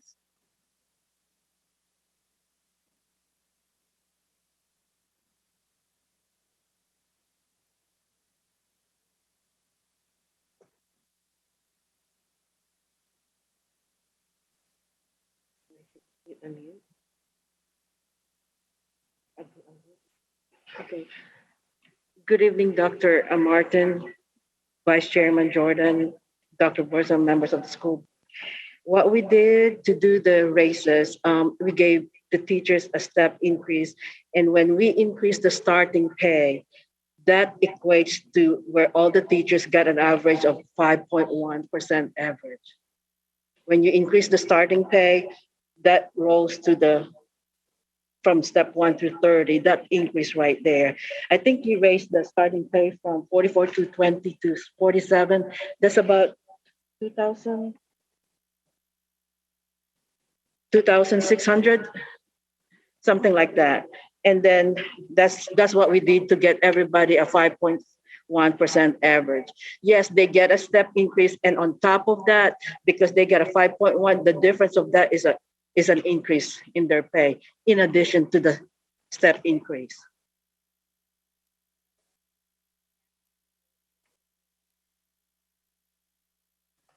Explain to me, anytime you make an increase, you change the starting pay, that impacts the entire scale. Everyone has to be moved forward when that adjustment is made, which results in that additional pay increase. Right, but isn't it the case that that's what we've done the past few years? So right now the recommendation is to have the starting pay at 47. I think when we started this, it was around 40, maybe 42. So how is this different from what we have done the past few years, other than This time, the average raise is 5.1, at least for teachers, Yeah. versus in the past, it may have been 3 point something or some other percentage. In the past, for the past 3 years, I think we were increasing the starting pay by, I think, $400 as opposed to 2,600. So there's a big difference. That's why in the past, teachers receive like a 3.1% average, whereas this time they're going to get a 5.1% average because of the jump from the starting pay, because we were the lowest of the 7 school division that we surveyed. Right. So that, oh, were you gonna say something? So again, my thought was that I understand what we've done. My concern was about, one, the compression, and two, the average piece of it. And so for me, I've always been supportive of the step increase, because that's how we've done it, as you mentioned, the past few years. Where I wasn't seeing we were making progress was on the compression piece. And so I know there's a recommendation for a new study. I just didn't know if there was something we could do now. And I get Dr. Birdsong's point about going through all the files, because remember we talked about that last year. But it just seems like we can do more, and maybe I'm wrong. But that's where I was trying to advocate, looking at whether or not the Hampton model, where they did the 5% across the board and did something on the scale, is that if that's a way to get to where everybody was getting the 5%, in addition to the step. But maybe we can't. So we'll come back to that one. Pre-K, is there support for trying to not lose a pre-K and to advance an effort to recover what we lost and potentially grow based upon the need? There's support for that. Set the bar high. Okay. So we pre-K. I don't know how to speak to the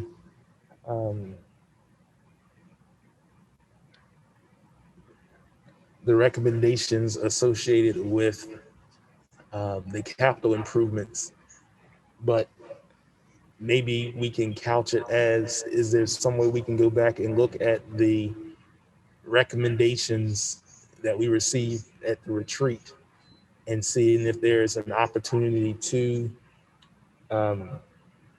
consider a consolidation or a plan for a consolidation as part of this process, and then have that, see if it impacts some of the recommendations around the maintenance. So, any sense around it, Dr. Birdsong?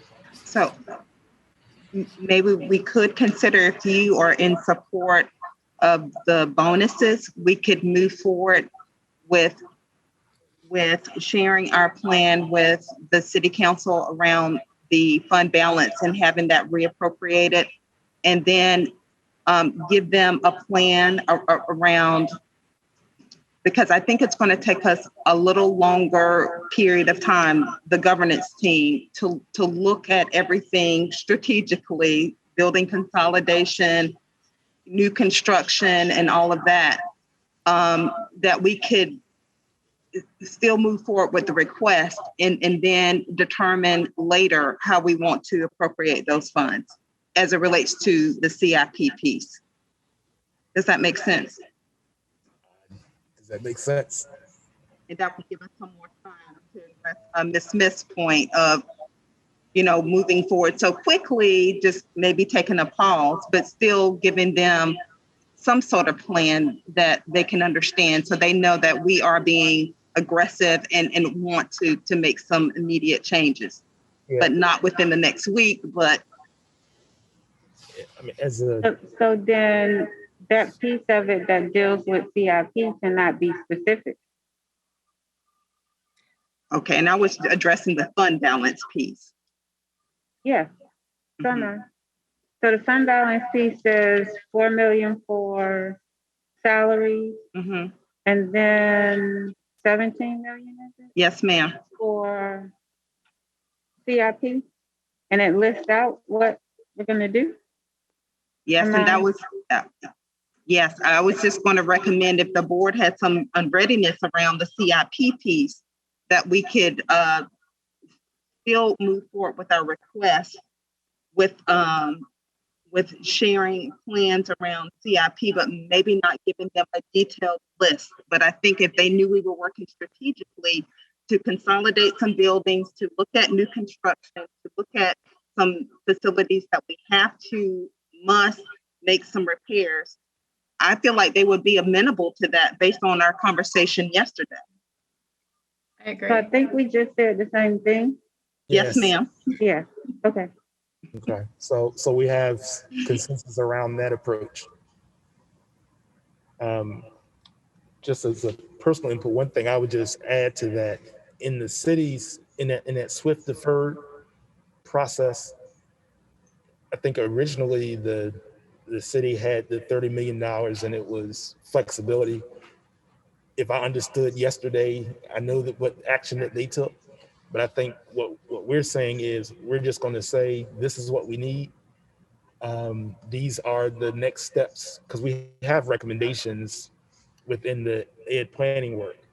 And we're saying we would work on that and come back to them and say, here's what we're looking at least over some period of time to address these concerns that we heard yesterday and that we've talked about for some time. Is that correct? Okay. Okay, and then I know we had things out there around the child care. Was there any sense around that at all? I know Ms. Basine had brought that up. I don't know all this involved with that, but at this point, any moving force for that? Okay, see that. We know I think the Lake Taylor School kickoff, we're going to do that anyway. I think that's appropriate. And we can also talk about that once we get this next presentation to go home. So that's what I have thus far. You know, to Mr. Clanton's point, we know that there's still opportunity for adjustment if need be. We've established a goal of voting next week. Dr. Birdsong did offer 2x2s or other opportunities if board members have any other thoughts between now and next week. I think Dr. Martin would agree. We just encourage, if there are some new thoughts or recommendations, if you can send that to the board as a whole, so that we come together next week if we have additional adjustments for whatever reason, because we didn't go down line by line. We can be prepared for that and try to be efficient with the plan of voting next week. Anything else on this topic at this time? Okay. So hopefully, I think the next one should go pretty quickly because it's an update from what we've heard previously. So this is an update on the Lake Taylor School. The plan is, or the request is for us to vote in support or to vote on action related to the Lake Taylor School. So Dr. Birdsong, floor is yours on that update. Thank you so much, Mr. Jordan. Dr. Gibson is going to come forward. During the retreat, we did provide a proposal to you regarding the focus for the school, the potential name for the school, and some other critical areas. We did have an update to share with you today related to the naming of the school that Dr. Gibson will share. And certainly, if you have any additional questions, we're happy to answer those. Dr. Gibson.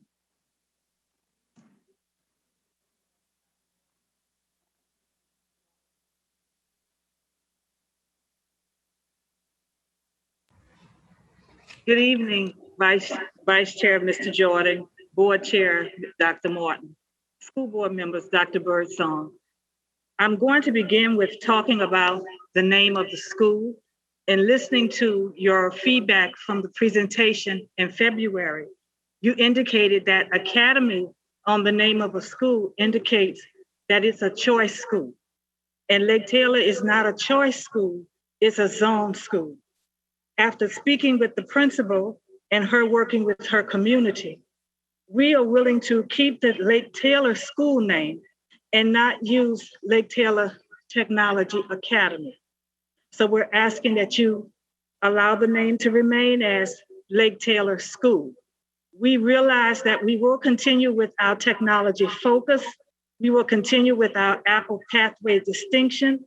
The teachers will continue to build their skills and their professional development focused on using Apple devices and having the students use Apple devices as they learn each day and use technology. And also rescinding the Technology Academy from the name, we realize that sometimes a focus doesn't have to be attached to a name because the name of the school then may become obsolete because programs and education are evolving processes. And we want to make sure that we keep the school community intact with the school name and at the same time embrace our technology focus and be able to move forward as we learn the Apple products, we use them, we develop our skills. So that is our rationale for keeping the Lake Taylor School. We are asking you to vote on the mandatory uniform policy. We have vetted our process according to the policy. We followed the steps. We have the votes of the parents, and we look forward to your making that approval. The other items we understand are school choice decisions, and we will be making those decisions to support the school community and to continue to build spirit and camaraderie within the school.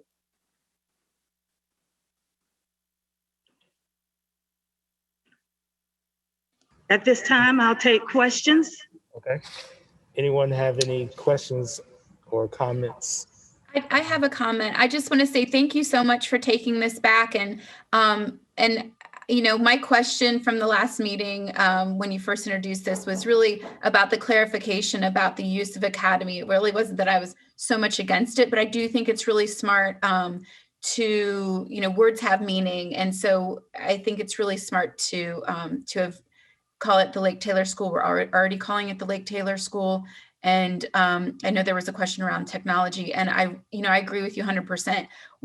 Education programs are constantly evolving. Technology is I don't see that going away. It's always going to be with us, but it's really just a part of our lives. And these students that we're even speaking to, they don't know anything else. They've been brought up with technology already existing in screens and all of these wonderful capabilities that they'll be mastering through these programs. So I think that I'm really excited about all the transformation that this segment of our community has gone through. The Lake Taylor, I know there's a lot of pride around Lake Taylor schools, and so I'm really excited that we're moving forward and really making and just the wonderful program for these students. And I hope that we will, as a group, also continue to support their uniforms, their color choice, their mascot. I think it's a wonderful sense of community to have both schools on the same campus, and the same pride, and possibly using, similar fields and so forth for athletics and whatnot. And so again, once a Titan, always a Titan. I think that rings true here. And I hope the rest of the board will support this plan. And I just am so excited for this for the Lake Taylor community, and that this was such a grassroots effort. And I just want to support their efforts. Thank you.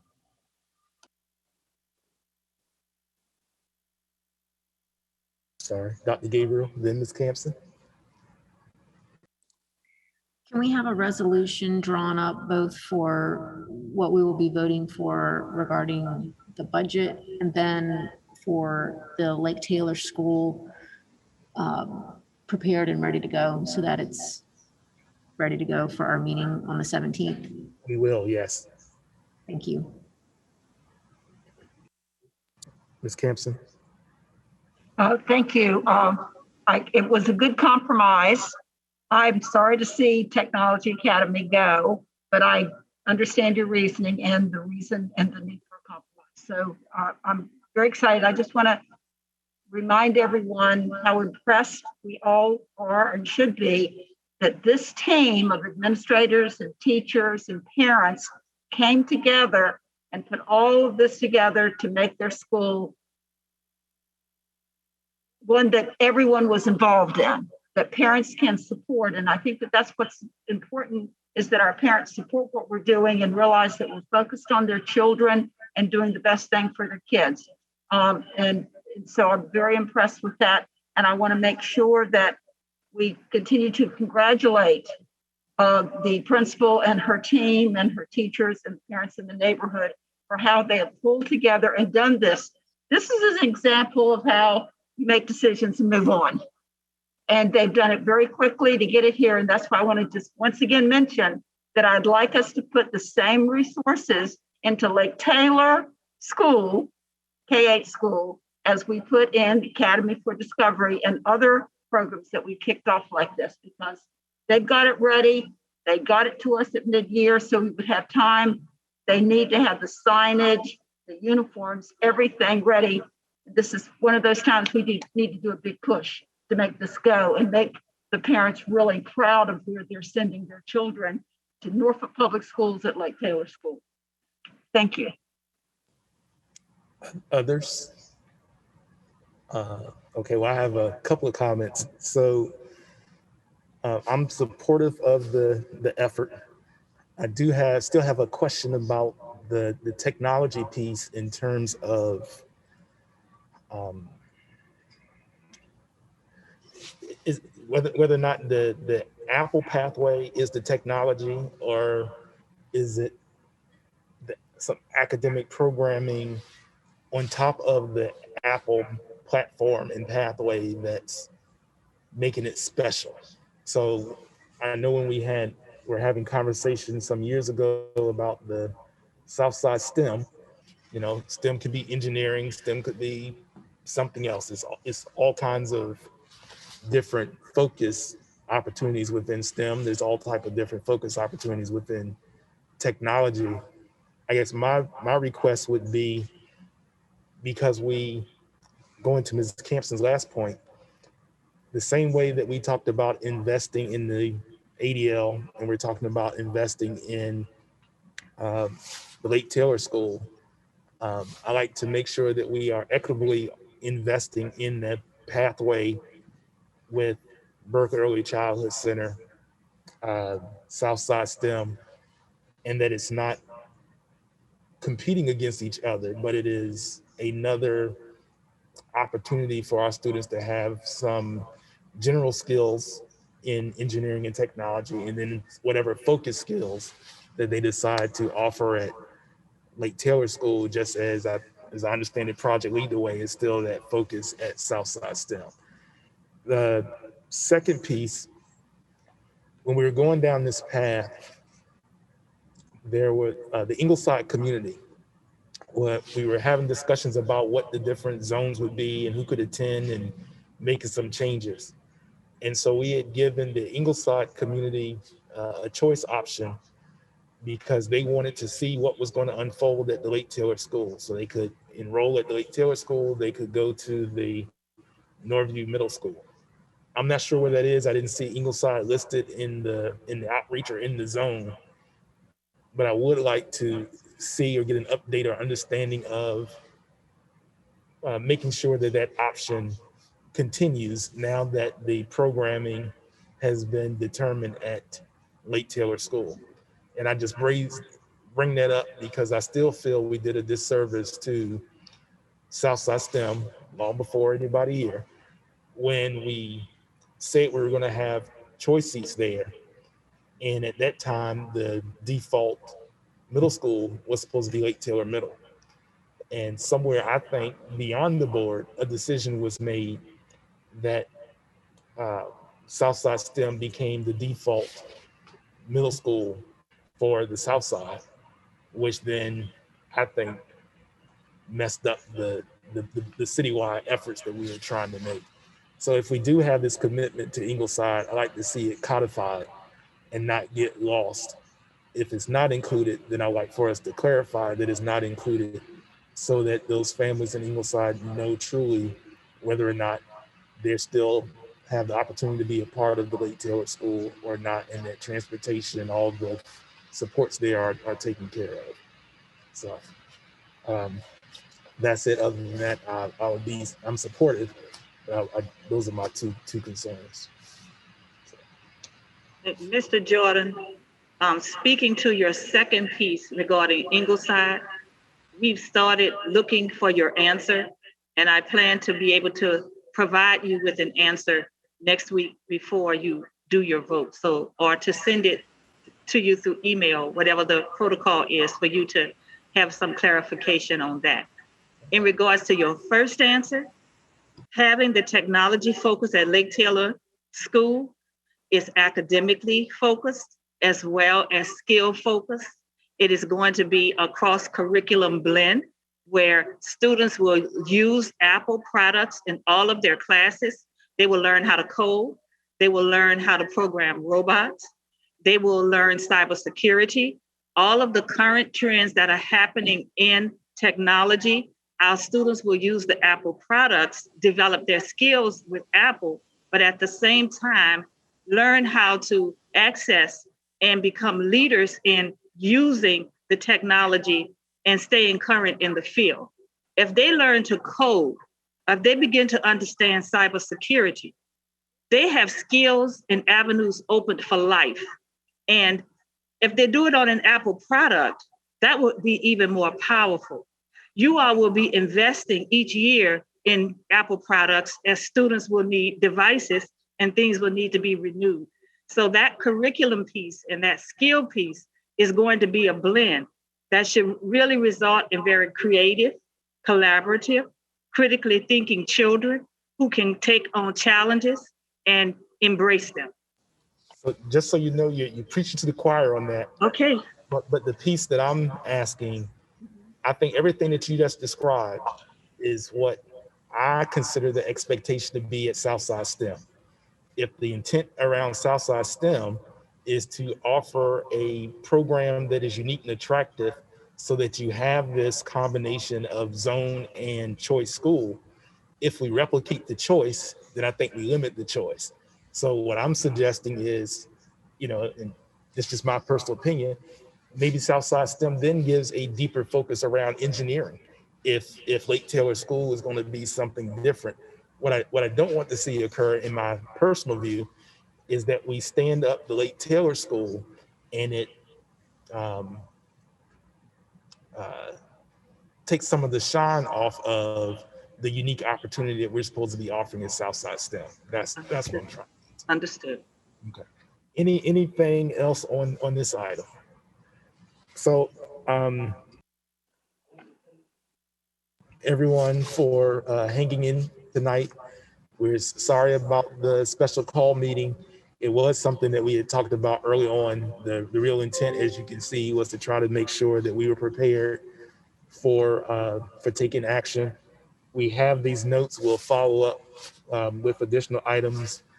I'm sure we'll hear back from Dr. Birdsong, but the goal will be to have recommendations ready when things are posted on Friday. If for some reason, because we have given this task to Dr. Birdsong, if we think it's going to be a little later than that, we will alert you. We just ask for your cooperation because we did do this today, and we want to make sure that this administration has adequate time to respond to the requests that we've made. So I'll just ask for your support in that. Other than that, Madam Chair, anything you'd like to add before we close? Yeah, just briefly. Thank you all again. I'll echo what Mr. Jordan said. Thank you all for your time this evening. I hope that you found value in this. I really think that it was beneficial for us to have this discussion so that we have more of an idea where we are moving into the vote on the 17th. And thank you for allowing me to participate, because obviously this is important. So have a great evening, and and watch out for your emails moving forward. And of course, I think, also, if there's anything that comes to mind, please feel free to email me and especially Dr. Birdsong, if you need any clarification, because we definitely want to be ready for the 17th. All right. So thank you very much. Dr. Birdsong, any questions or comments you have for us? You have a sense of the sausage? Move after the meeting if need be. I would just appreciate your flexibility as we go back and work together as a team, the administration, to be able to bring back some thoughtful proposals based on your feedback. So we're certainly striving for Friday, but I'm sure you'll give us a little flexibility with that. We would certainly appreciate it. If we are to be thoughtful and give it the time that we need to consider what you shared and be able to provide you some meaningful work from that. All right, Ms. Tanner, thank you again, and everybody, IT team and everybody, Channel 47 that supported us meeting in person again. And with that, we are adjourned.